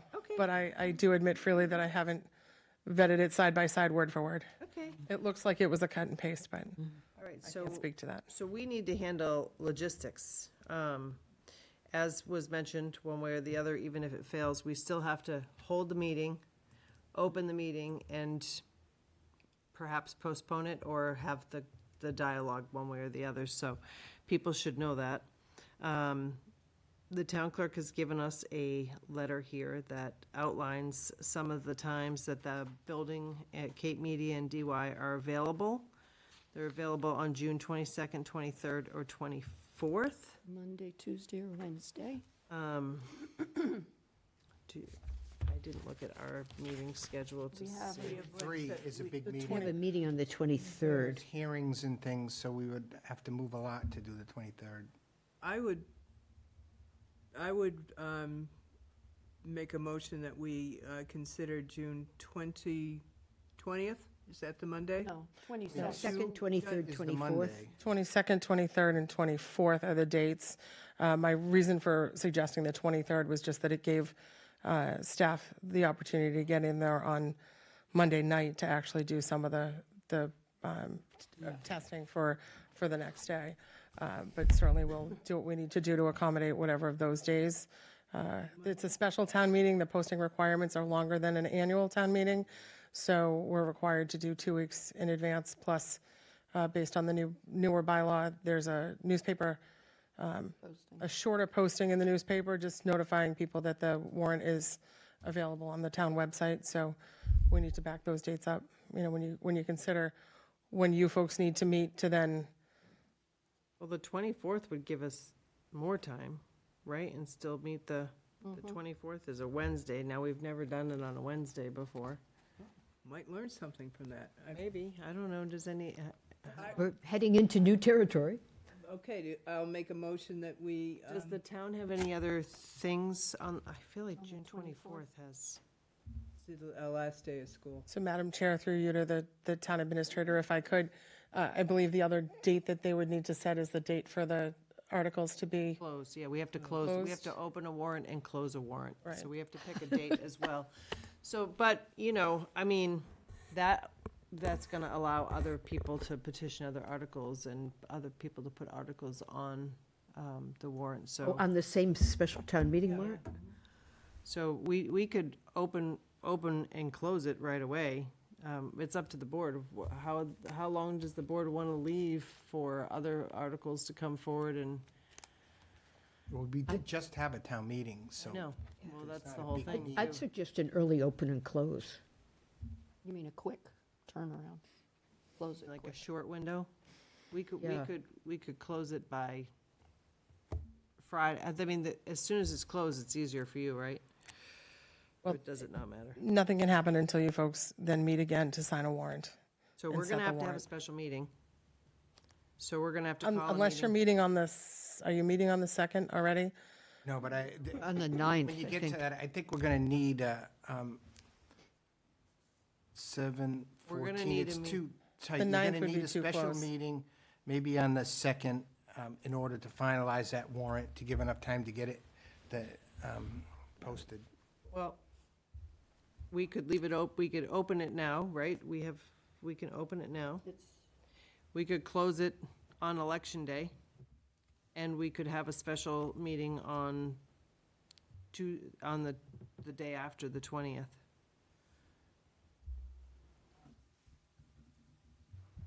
To sign it. Just a point of information, what's the date we're talking about now for the Well, right now, we're, special town meeting? I think Dorcas has June suggested 24th. the 24th, which was the Wednesday. If you would like to finalize the warrant on the 20th, it would be better to maybe close it Friday, because there's the time we have to draft the warrant and all of that stuff, and The 19th is Juneteenth. we're in May that we're talking. Oh, in May. 19th of June is talking Juneteenth. about, right now, we've tentatively picked a date for the special town meeting. Which is June 24th. Yeah. If everybody's okay with that. Mm-hmm. Okay, so now back up, we need to open the warrant, we need to decide as a group how many days we're gonna leave the warrant open for other people to put articles on, and then we need to come up with a date where we can sign the warrant, because we have to sign the warrant without, we don't have a meeting in the next couple of weeks. So we are gonna have to make a special meeting to come and all sign the warrant. And close Is it true it. that you have to do it in a public meeting? Yeah. Because since we don't get to determine it or deliberate, we have to sign it. We I have mean, to we sign have it. to schedule We it. would have to sign it and we have to vote to close it Okay. and sign To it. vote to put And the to article, post, whatever article's on it, in addition to Oh, We the. have to have a meeting, we have to have another meeting. So we have to put the article on even though it was the origin. Okay. But I also just want to clarify, when we're talking about adding articles, those are articles that you folks would be choosing to add to the warrant. Yeah, you Because I don't think- have to add anything. You don't have to add anything. I think we're simply talking about, not talking about additional petitioned articles. You're simply talking about. Oh, town About articles? somebody Oh. approaching, sending a letter to the select board and requesting that something get added, and then you folks can Doing that. give those considerations. So do we have to, how legally, how long do we have to leave it open for? You don't, there's no time frame, it just says that you have to determine when it's closed. Okay. That's your decision, but there's no minimum time. If we're the only ones making that decision, it really doesn't matter. We can handle it all in probably one meeting. I believe that's true. So let's Since we have no open it- interest in adding any other articles. I No, we understand. don't. So let's close it on Friday, the 15th. And if everybody's available for a short period of time, maybe we can find a time on the 20th that we can have a meeting. And, May the 20th are we talking about? yes, May the 20th. Is everybody okay with closing it on the 15th, this Friday, which is only gives Yes. people, okay. Yes. All right, so we're gonna close the warrant, close it for articles on the 15th of May, At, and then we will have at to. 4:30 PM, 5 PM, just so that we're clear, we'll stay until 5 if you wanted, No. at 5 o'clock. Till 4:30. 4:30 is fine. And then can everybody look at their schedule for May 20th to find out, even if it's just probably gonna be a half hour, we'll need to. At 6 o'clock I could do it. I've got a scholarship committee that's just been Can't do booked the for 20th. that. Okay, what day can you do? I can do the 21st. And The 21st? I'll be out of town the 21st. Okay, what about, 22nd is okay. What about the Tuesday night, the 19th? we could do the 19th? 19th is And fine. you've got a town election, I don't know that you want to do it on the same day as an election? Why not? That's, Is it hard on you? But there isn't voting here, right? it's not that there's not voting, it's typically we We're not going to have a long suggest meeting. we avoid But it's not gonna be like, meetings. Yeah. we're not gonna have we're not gonna have a full agenda. It's gonna be for the purposes of signing it and. I just Executing the traditionally have never seen a town know. have that meeting on the election day. What about the about the 18th? What about 18th? Monday, What the about the Monday? 18th? Yeah. God forbid we have more confusion. What about Monday, the 18th? Monday, the 18th? That works for, Meeting, but I can't do anything long on a Monday night. It's okay. Work. It's just going to advance your posting deadline for your meeting, obviously. it's fine with me, the 18th. I can make that You work. have a break between your afternoon What time and of- morning times. I mean, would a daytime be possible? For me personally, yes. Yeah. What What- time works what- on the 18th for everybody? I could do daytime on the 18th, 19th, 20th. I could do daytime like around 11 o'clock on, I can do daytime on the 20th. On the 18th, Dorcas? I could do 11 o'clock on either the 18th or the 20th. I'm fine with that. I can be here. You could do the 20th at 11 a.m. Okay. Tracy, how about you? Can you do the 20th? Mine, I work till 1, but 20th on the, at 11 o'clock? Yes. I can make it work. It's gonna be a quick. Yeah. Does that work for, is that, Is it, what are we on, the 18th or the 20th? 20th now? Okay. And 11 o'clock. Oh, my. All right, the 20th at 11 a.m. Okay. That actually probably works better for your agenda too, because then you'll know what's come in by the 15th at 4:30. You'll still have time to put it on an agenda, Okay, perfect. so. All right, so be it. And we're going to execute the warrant, We'll execute, close, sign, okay, and decide on. and June 24th, what time are we doing? 6 p.m.? Yeah, the regular time. 6 p.m. Okay. So Wednesday, June 24, 6 p.m. Is there anything else? Do you want motions to effectuate all of that for a vote? Or on the 20th, you mean? For each of those dates? Maybe I could read off for you all the dates and you could approve them all together. Okay. The deadline for the submission of articles is Friday, May 15 at 4:30. The final draft of the special town meeting warrant is Wednesday, May 20 at 11 a.m. I'm gonna skip the finance committee. The deadline for the execution of the special town meeting warrant is Wednesday, May 20. And the town meeting date is Wednesday, June 24 at 6 p.m. And we're going to see that we have a deadline for the submission of Finance Committee recommendations. We're going to try to make that Wednesday, May 20 as well. We'll have to see if they can meet. Otherwise, they can make their recommendation on town meeting floor. That gives them 8 days' notice. So it'll be, Motion, is there someone going to move that? So moved. Second. Okay, all those in favor? Aye. Aye. That work, Mary? No, 5-0? It's 5-0, yes. Thank you. Unanimous. Great, we will get everything in motion. Thank you very much, I appreciate it. Thank you. thank you, Mary. A lot of extra work. Friendly reminder, polls are open 7 a.m., 8 p.m. on Tuesday, the 19th.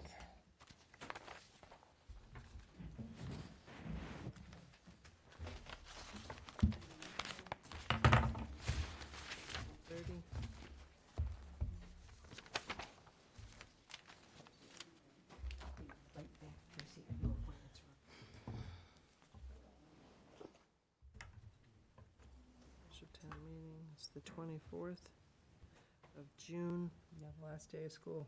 6 p.m. Yep. And we meet on the 20th at 11 a.m. That's going to, That's why the day sounds familiar, is because it's the last day of school. About the special town meeting, yeah. will there be presentation again? How are we handling? Not on behalf of the town, the petitioner will have to do it. Okay, The town won't be participating in that. okay. Also, I don't think now's the time, but I'm going to make some requests to the moderator. For instance, when conveying the count, it should be written down as opposed to what's happening now, which is mouthing across the space. We should almost maybe write a little script. You know how Mary Ellis spoils us for even like, suggesting something the way it is in the warrant? Maybe we should have a little script for the moderator too. You could make Yeah, suggestions. good luck with but that. it's up to the moderator. Good luck with that. His or her own person, I We know. don't tell the But- moderator what to do. Yeah. But that was confusing to people. I think that everything about the article was clear, but it just got kind of confusing in the interactions around the vote. Okay, appointments. Okay. Madam Chair, I present Vicky Fulcher LeBlanc to have a full position as Recreation Commissioner. She's previously served as an alternate. The full 3-year term would run through July 2029. So moved. Second. Any discussion? Seeing none, all in favor? Aye. Madam Chair, I'd like to suggest Paul Huggins to be the Conservation Commission representative from the Community Preservation Committee. So moved. Appointment to be 1 year. Oh, sorry, through- yeah, 1 year through May 2027, sorry. So moved. Second. Any discussion? All in favor? Aye. Aye. Okay. For the Scholarship Committee, I suggest Katie Castano for a full 3-year unexpired term. That the unexpired term runs through February 2028. So moved. So moved. Second. Any discussion? All in favor? Aye. Aye. Then reappointments to the Library Board.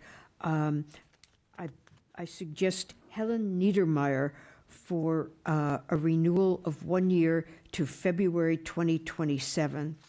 Pam Barton for renewal of 1 year, also to 2027. And then Angela Carbone for renewal to February 2028. So moved. Second. Any discussion? Okay, all in favor? Aye. Thank you, Joyce. Thank you, colleagues. Thank you. Next, we have approval of minutes. We have June 3rd, 2025. It says 2026 on the agenda, but it's Yeah. 2025. And I thought we were getting ahead of I ourselves know, and we and really being would have been. super efficient. Move that we accept the minutes for June 3rd, 2025, as presented. Second? Any discussion? All those in favor? Aye. Any opposed? No. And the executive session minutes of October 21st, 2025, we will, one of those. Madam Chair, I Hold on a move that second. we Wait a minute. release Wait a minute. the executive session minutes. Wait a minute. One of them has to be held. The It's December that October has to be held. 21 is to be released, December 2 is to be held. I move that we release the executive session minutes for October 21st, 2025. Approve and release. We have to approve them in public and release them. We have to approve them first in public. Approve and release. Oh, duh. Okay. Thank you, Dorcas. Sorry. Thank you, Tracy. I move that we approve and release to the public the executive session minutes from October 21st, 2025. Second. All those, any discussion? All's in favor? Aye. Any opposed? Passes. Then approve but hold the minutes for the December 3rd, December 2nd. December 2nd, 2025. Five. Second. All right, any discussion on that? All's in favor? Aye. Any opposed? Okay. Upcoming agenda review. So we've just added a quickie on May 20th, 11 a.m. And the 15th. We added STM, June 24th, 6 p.m. Don't forget, we added the 15th. The 15th, we don't have to do anything, though. That's It just lapses in our absence. And then we come in and we read all the articles that were submitted. Right, but it's the same as like the 20th. What's different? We don't have to come and vote on it or do anything. There's On no, the 15th, we're not coming in? No, that's just a deadline. Ah, deadline for them. very good. One less day. no, we don't have to do anything on that. We just have to let the public know that that's it. Oh, I see. Thank We you. did get a email about the Simpkins Field and the use in the past. And I'm wondering if, there was some discussion back when we were talking about the library use and the field and legal opinion on how we protect that going forward. And I wondered if the board was interested in having that as an upcoming agenda item. Well, I think, Madam Chair, I'd like to jump in here. We have an article that passed town meeting to study a commons, which is the intent of which is to basically provide public access and use of that property, consistent with, I think, the historical uses of that property, playground, public access. We've been waiting for a legal opinion. I think if this individual has some specific recommendations or suggestions about presenting or protecting the property, I would recommend that they just be asked to submit them in writing.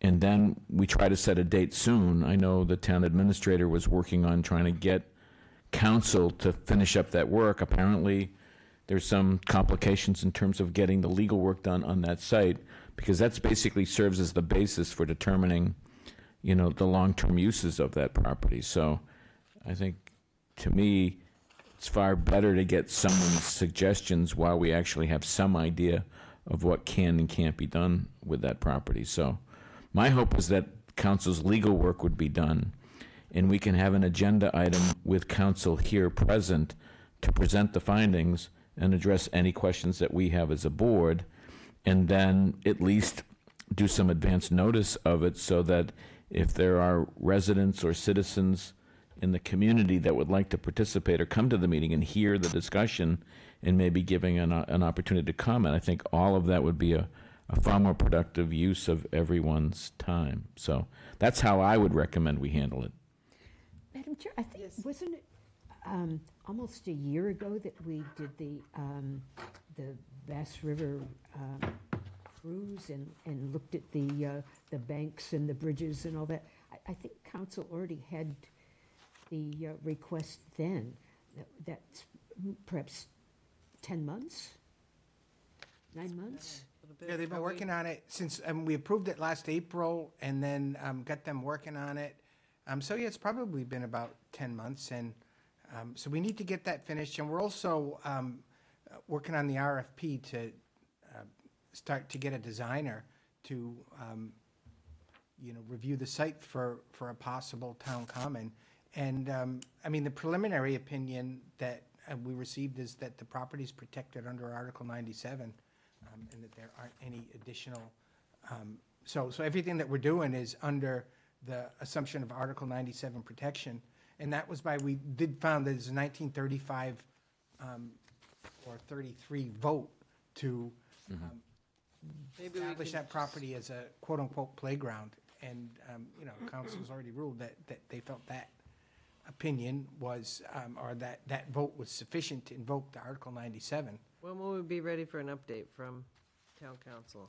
That I don't know. I asked him already, and he said it's not done, so I'll have to ask him again. Okay, you've asked him recently, you mean? Yeah. Oh, okay. All right, well, it'd be nice to move that along. So we're working, we met on this, we're working on, we need to get the final that, there was the title examination, that's what they're working on, and then we're working on an RFP to move that whole thing forward. So I'm hoping to get that back in front of the board as soon as we can. What date is, it's the 18th, July 18th, all right. Goals. All right, anybody have anything on upcoming agenda review? We are off for the next 2 weeks. Our meeting on the 20th will be in public, but it will not be, it will be more of a workshop. We're not taking public comment. We're just gonna do the business that we need to, so. I have an item I'm not sure how to address this, but our town administrator gave a presentation at the town meeting that was something that was not approved by this board. However, it did lay out a capital spending plan that had potential with an included, also not approved residential exemption. How do we move ourselves along so we are in step with our town administrator? Because we had heard about that in a meeting, but I guess that we weren't necessarily acting on it, but I guess it would be good to hear about it in a future select board meeting. Madam Chair? Yeah. Yeah, I think what we need to do as a board is we need to get all the information. We started the discussion on long-range financial planning. This is something that I asked to come before the board, and town administrator, finance director, staff did a very good job in giving us some initial look at what we're up against, but it doesn't necessarily represent a plan. What we need to do is we need to take that conversation a little bit further, because quite frankly, there are those. Let me back up. I think we as a board need to agree on what the capital items are as part of an overall capital plan, because you're looking at a projected capital plan. Then you need to also factor into it a projected operational plan. Remember, over the last few years, we've hired new police, new firefighters. I don't think we should get into a. No, but the point I'm getting at is now. no, I'm not. I'm trying to explain the level of complexity that's necessary in putting together a document like this. I think what So we need what to I- do is put long-range financial planning as an agenda item. That's what I'm getting at. Yeah, okay. We need that, but I think it's going to take some time. I think we need to coordinate that with the administrator and when they're able, but he needs to hear from us in terms of what we want to see in the plan. All right, last thing we want to do is come back and have another meeting, but the information that we need is not in it. So at some point, we need to, let me just finish, Madam Chair. At some point, we need to have a conversation about the scope of it. So that would be the first discussion. Okay? What was lacking, Mark? Well, More detail? Well, I think the chair doesn't want us to get into a discussion about We can't it. get into a discussion now, but there's a lot of pieces that go into that. It needs to go before the voters after it's decided, and a financial plan and funding, like when was briefly spoke to us before, it needs to be in conjunction with a project.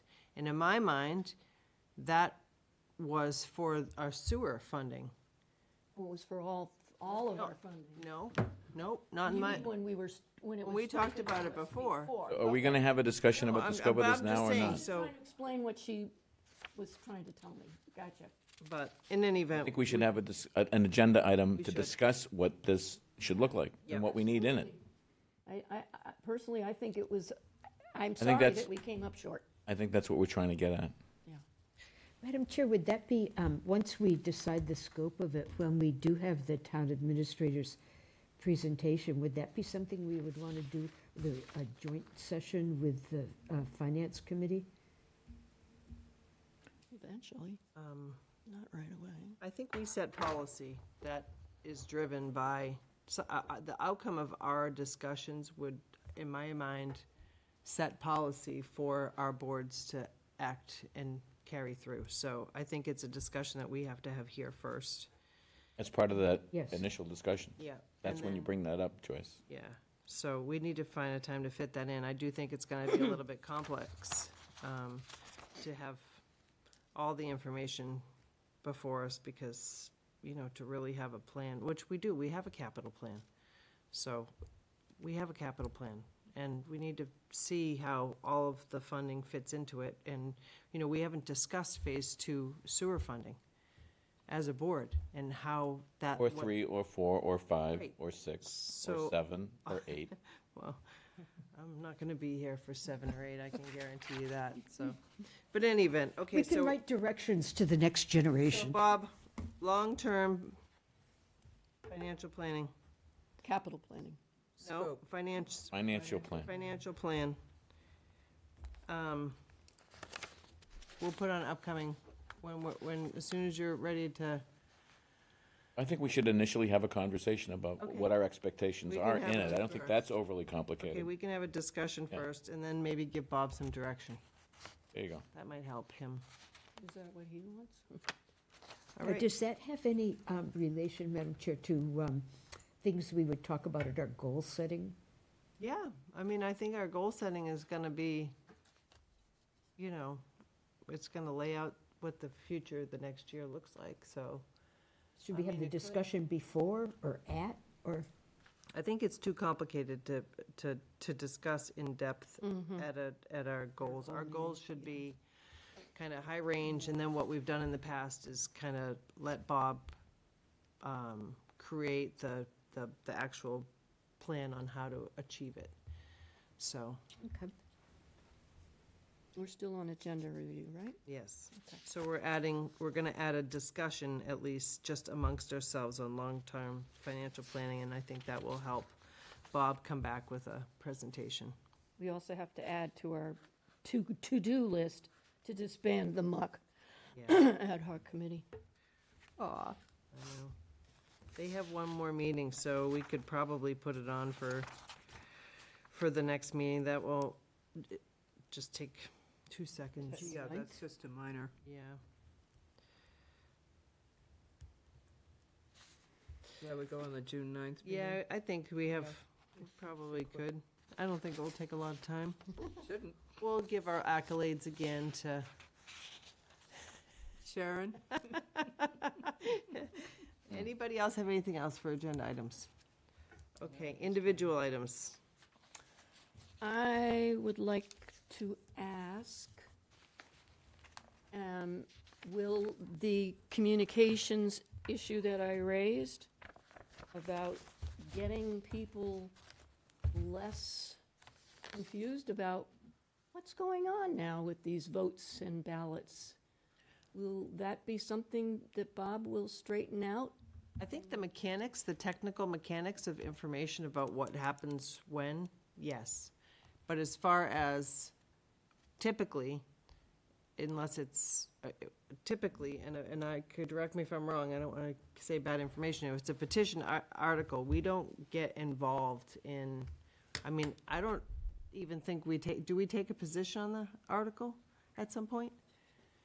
you'll have to do that all on the. On the 20th? On the 20th, or else at town meeting floor. Yep. And Okay. maybe I could suggest that we can do a press release on the special town meeting and discuss the implications of that without taking a position and promoting it, and getting that information, having it out on the website and social media. Let people know there's a special town meeting coming up, because we do this anyways. And you saw all that list of things. We'll do the full vote, letting people know there is a special town meeting. It does impact the ballot. Try to get it out as soon as we can, so that, you know, So that at they'll least know to people go to the polls and.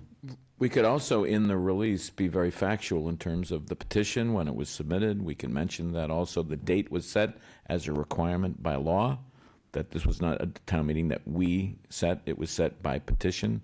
So if we give the administrator and staff sufficient time, they can actually put together a factual press release that sort of sets out the dates and why the dates were set.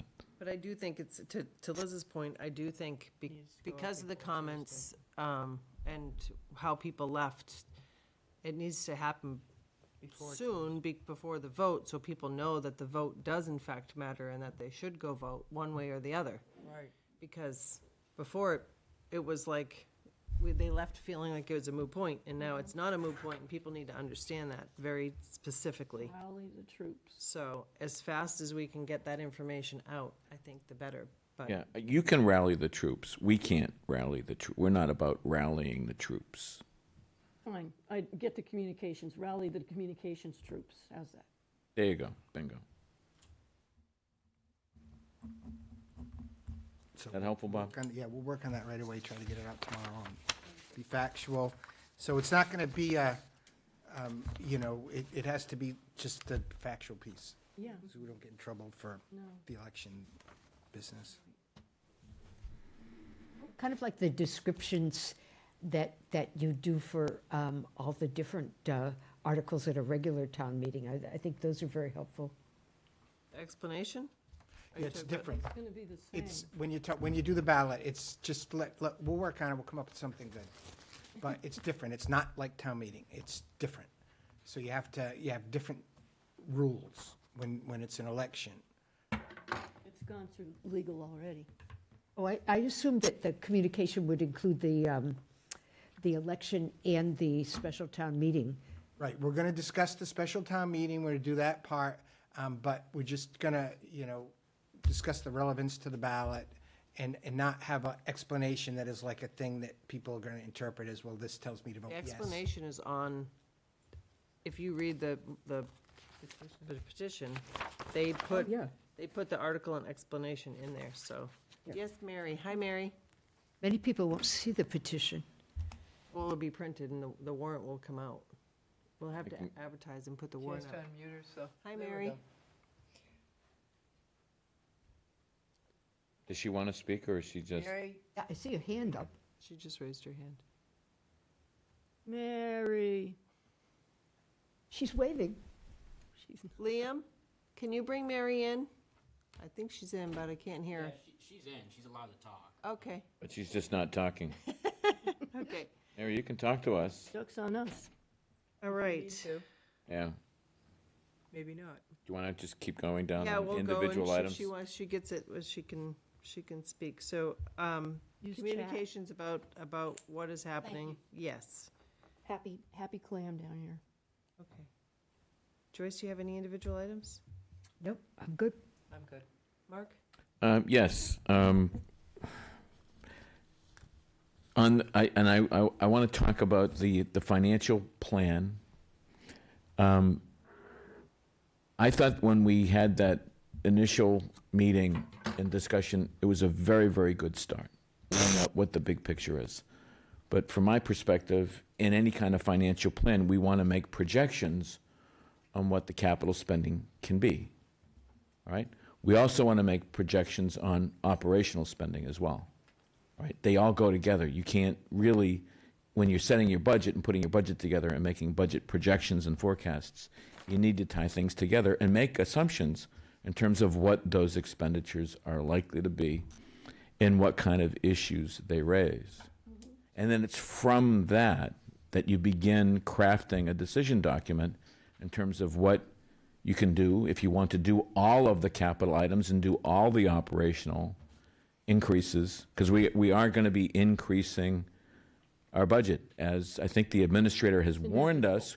I mean, we did very well to get through this town meeting without an operational override request. All right? I would say, I don't want to say we dodged a bullet, but we did, the town administrator and staff, finance director, and our team did an outstanding job in helping us weather what is a growing financial problem. And if the feds continue to cut monies to Massachusetts, and if the state continues to cut, if the economy continues to go into a recession, housing sales continue to slow, all right, we may find ourselves in a 3 or 4 year period where financially the situation continues to deteriorate. And then so we as a board will have to make decisions under more difficult circumstances. So in doing a plan, you make a certain assumptions of what's going to happen, what's likely to happen. And then you could also make projections in terms of worst case, best case. The reality is when Mass Municipal put out that report, it basically said that as of today, the amount of aid that communities are getting is 40% less than what we were getting 10 years ago. Right. All right? That is an incredibly serious situation. Now, I served on this board when we had to deal with COVID. And we got, as a board, we got a very realistic and very precise sort of projection of what we were going to have to deal with the revenue pictures changing fairly quickly for our town. Yeah. And we had to make some quick adjustments. And so we were well advised and well guided by the town administrator's office and by the finance director on making some adjustments and making some changes that enabled us to weather that storm. So there's another storm coming. So what we have to do as a board is set some policy and guidelines in terms of what we want to anticipate going forward. There may be some things that we might want to just put on hold or put a pause on. There may be decisions we might have to make in terms of staffing for personnel and other decisions. But the reality is we need to do a forecast. We need to take a look at the big picture, look at it over anywhere from 5 to 10 years, and have to wrestle with that. So that's the reason why. And that comes to us because under the charter, we're the policy-making board. We have to set policy. Right. And we need to get guidance on it, looking at all of these factors. What worries me right now is the federal government keeps talking about cutting significantly clean water funding, right? It's not slight cuts, it's significant cuts, all right? And if we find ourselves in a situation where we can't rely on the revolving fund or some of the federal aid that we're basically developed our plans on, then we have a problem, a significant problem. So I think it's incumbent on us as we as a board deliberate on these future capital projects that we have a clear picture, or at least an idea of how we're going to handle the future.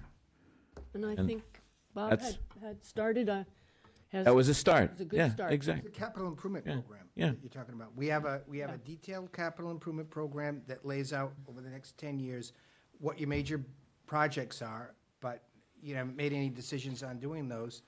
And so for the operating projections, we can accurately go out 5 years for operating budget projections. You can do a 10-year, but it's not very accurate.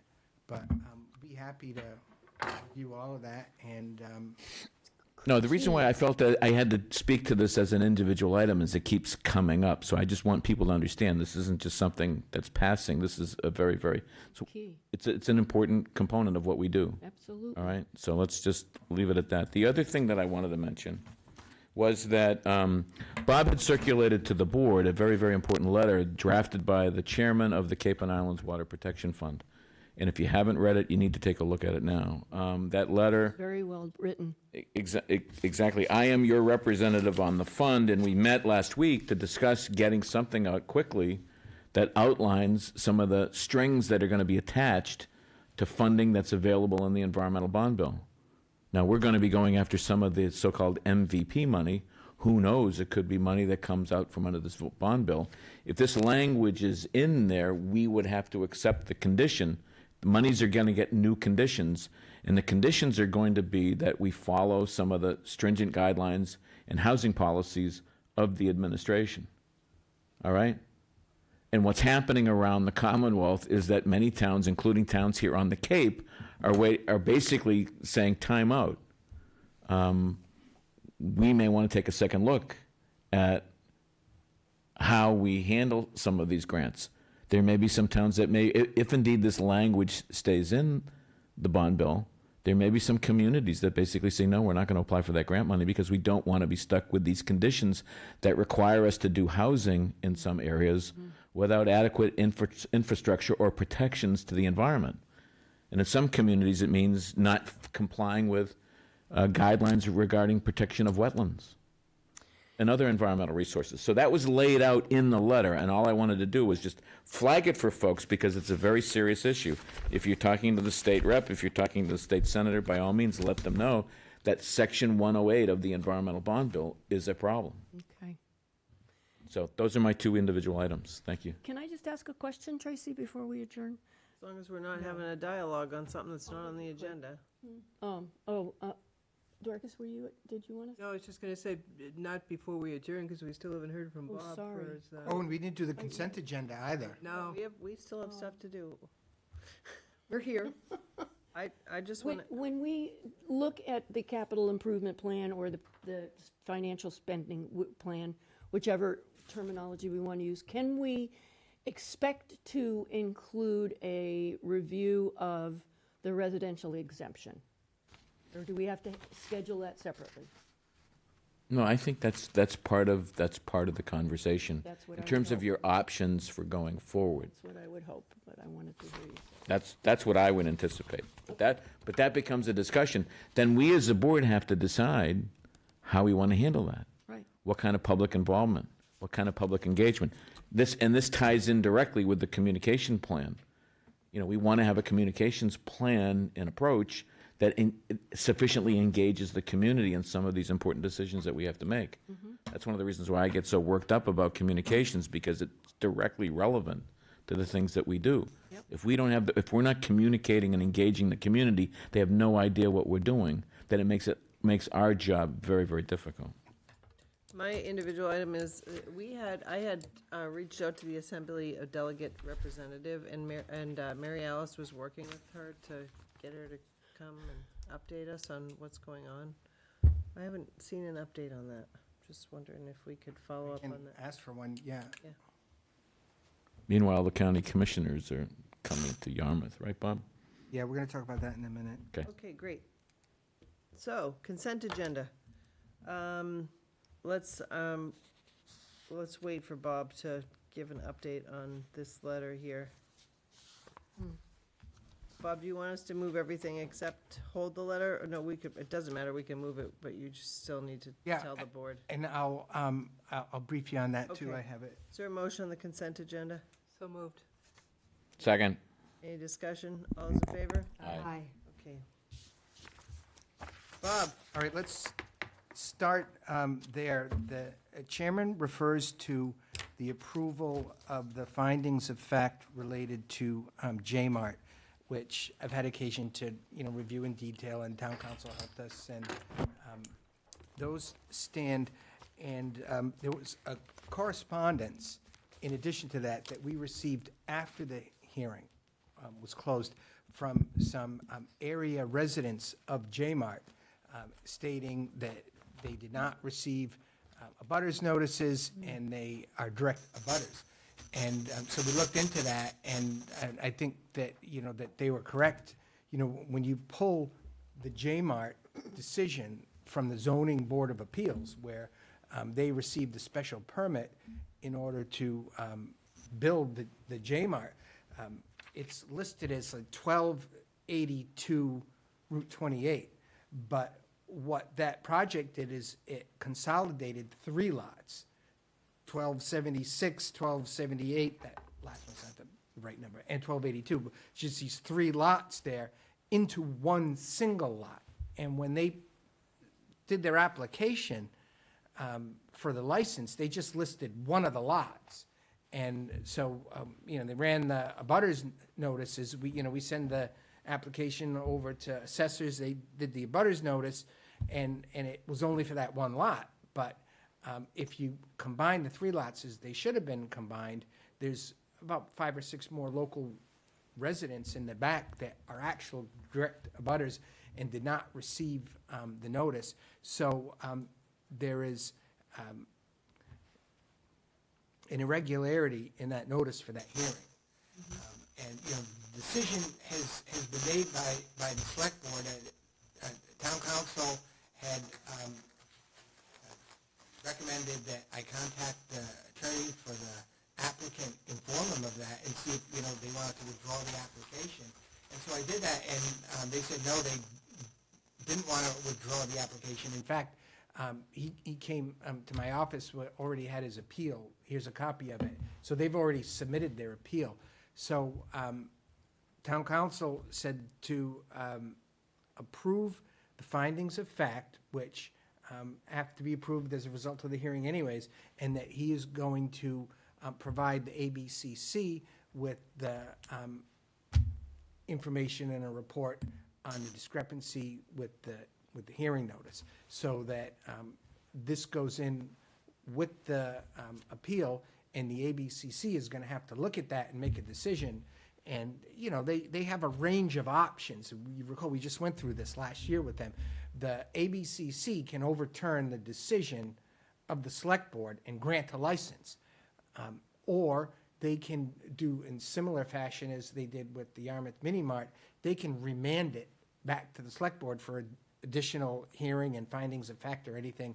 And I just think that having that extra thing makes it, as far as the appeal goes, probably less likely that they overturn the select board's decision. And if the hearing wasn't done properly, then maybe they would remand it. But we don't know. The ABCC is an independent authority, but I just wanted you to know, in addition to the decision going up, there's the information that those lots were not followed in terms of the proper abutter notification for the hearing, which we just found out. So, Bob, I have a question with the 3 different address numbers.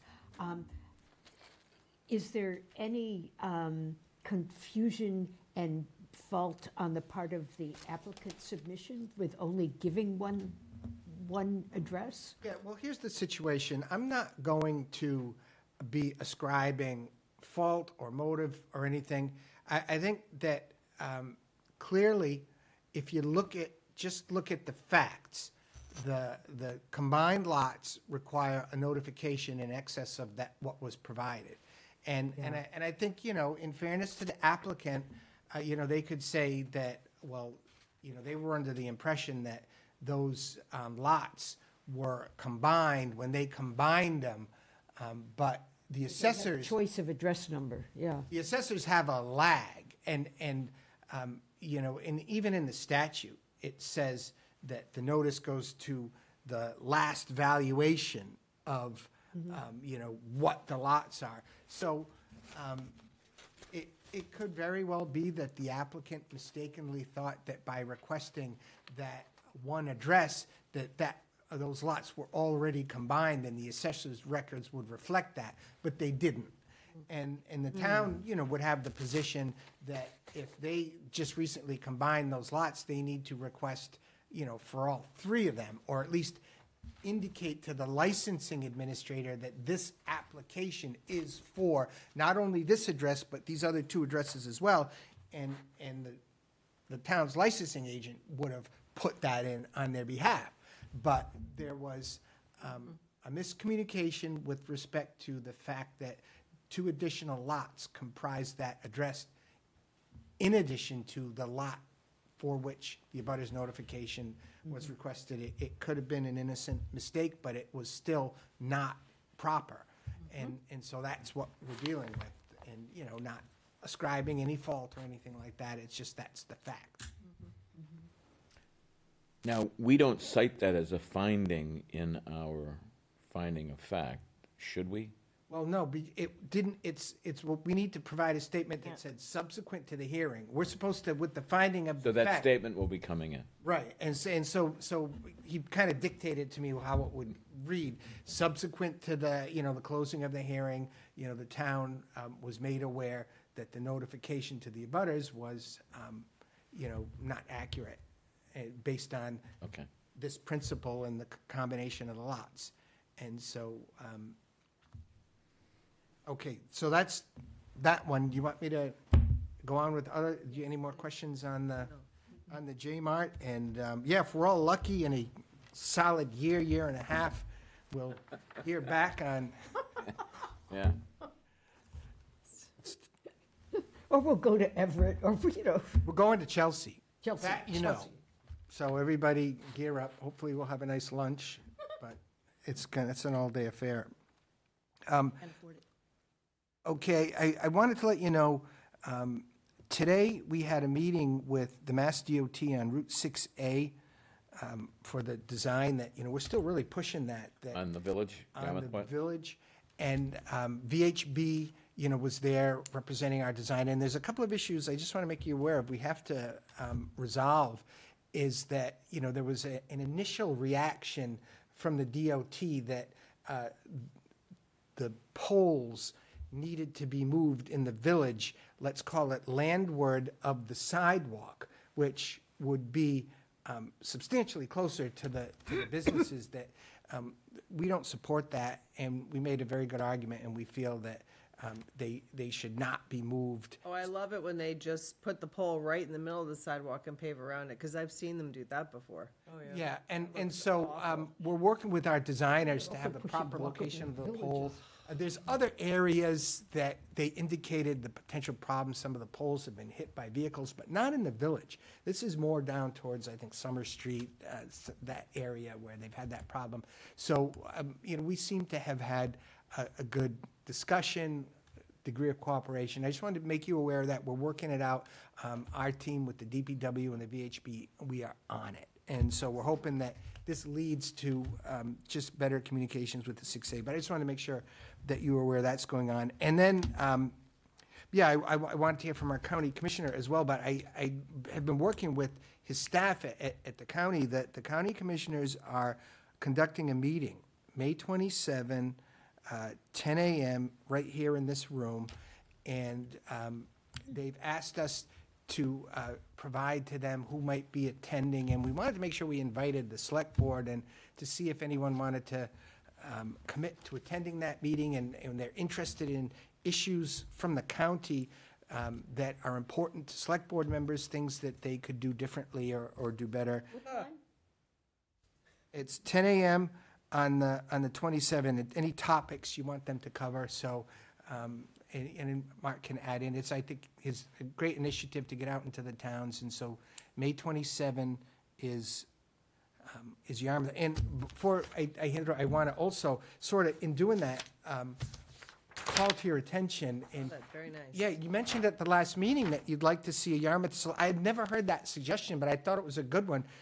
In your packet, because when things come up, we're always inviting everybody to attend these things, and so we put them on the calendar. So you have a calendar now. We want to add on the 27th. That's a big help. The county commission. So this is for May. We'll continue to do this. We'll add things. We'll do them every month, and That'd be great. and so hopefully it's helpful. And Very. but we're listening. I like it. So we're working with Bob on an agenda for the meeting, and the interest is in clearly identifying Yarmouth-specific, Yarmouth-centric issues that the county's involved in. For example, one of the things that we've discussed before is the need to work with our businesses in finding assistance, ways to mitigate impacts on wastewater construction. The Cape Cod Commission will talk about it. They've actually put together a scope of work to do that project, and Christy Senatori will be able to update the board and staff. The commission will come with you? Yeah. Yeah, what we do is the commissioners come, but we bring some of our staff that are working on projects that are that either involve Yarmouth or of interest to Yarmouth. For one example is we have the Shine program providing health insurance to seniors. Yarmouth is probably one of the busiest communities, if not the busiest communities, in running the Shine program. And they work out of the senior center, and they provide health insurance advice to elders, so they're not overspending or making bad decisions on health insurance. We get some funding from Medicare, but largely it's a county-funded operation, and we rely on volunteers. And Yarmouth, for some reason, Yarmouth has produced volunteers to do counseling, and we do more counseling and support to seniors in Yarmouth than any other community on the Cape. So we'll get a brief update on how that's working, and some other Yarmouth-oriented. So if there's something that's Yarmouth-oriented that you want to hear about, let Bob know, because Bob's talking directly to our county staff to set the agenda. But those are some of the things. Bob had mentioned dredging, for example. There might be some value in having a dredging update. Ken Cirillo, our dredging department director, is working with the Natural Resources Department here in Yarmouth to see if there's a way that we can do a pilot project looking at using dredge material as a way to replenish some of the salt marsh and beach grass, particularly in Bass River. And I think the Friends of Bass River have been involved in these discussions along with the Natural Resources Department, so they're sort of working on a pilot project when the next dredging project is done.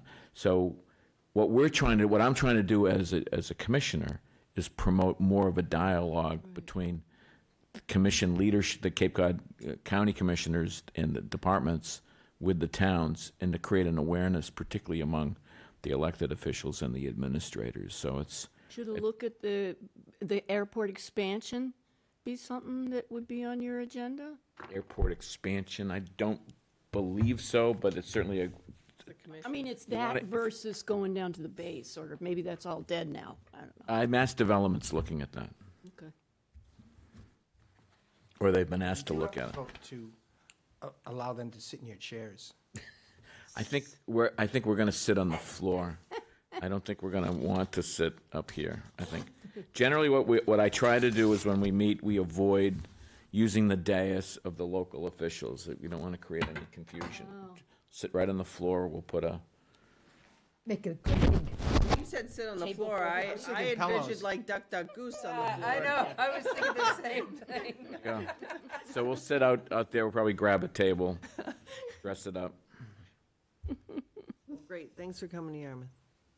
Anything else, Bob? Well, I would just mention, last Thursday, it was a very moving day for our community with Sergeant Thomas Hennessy's funeral. And, it was so well attended by so many people in the law enforcement community from around our region and as far away. I was sitting with some folks from Arlington, and just wherever he touched people, they came out, and that was a sad day. And but it impacted our police department very greatly, and it was nice to see the outpouring there. But it was a very sad day. Yeah, I didn't make it to the funeral, but I was at the wake. So make sure that we, as a town, are represented in those things. It's always sad, though. That's all I have for this evening. All right, great. Motion to adjourn? So move. Second? Any discussion? All those in favor? Aye. Aye. Good night, everybody. Thank you. Recording stopped. I said good day.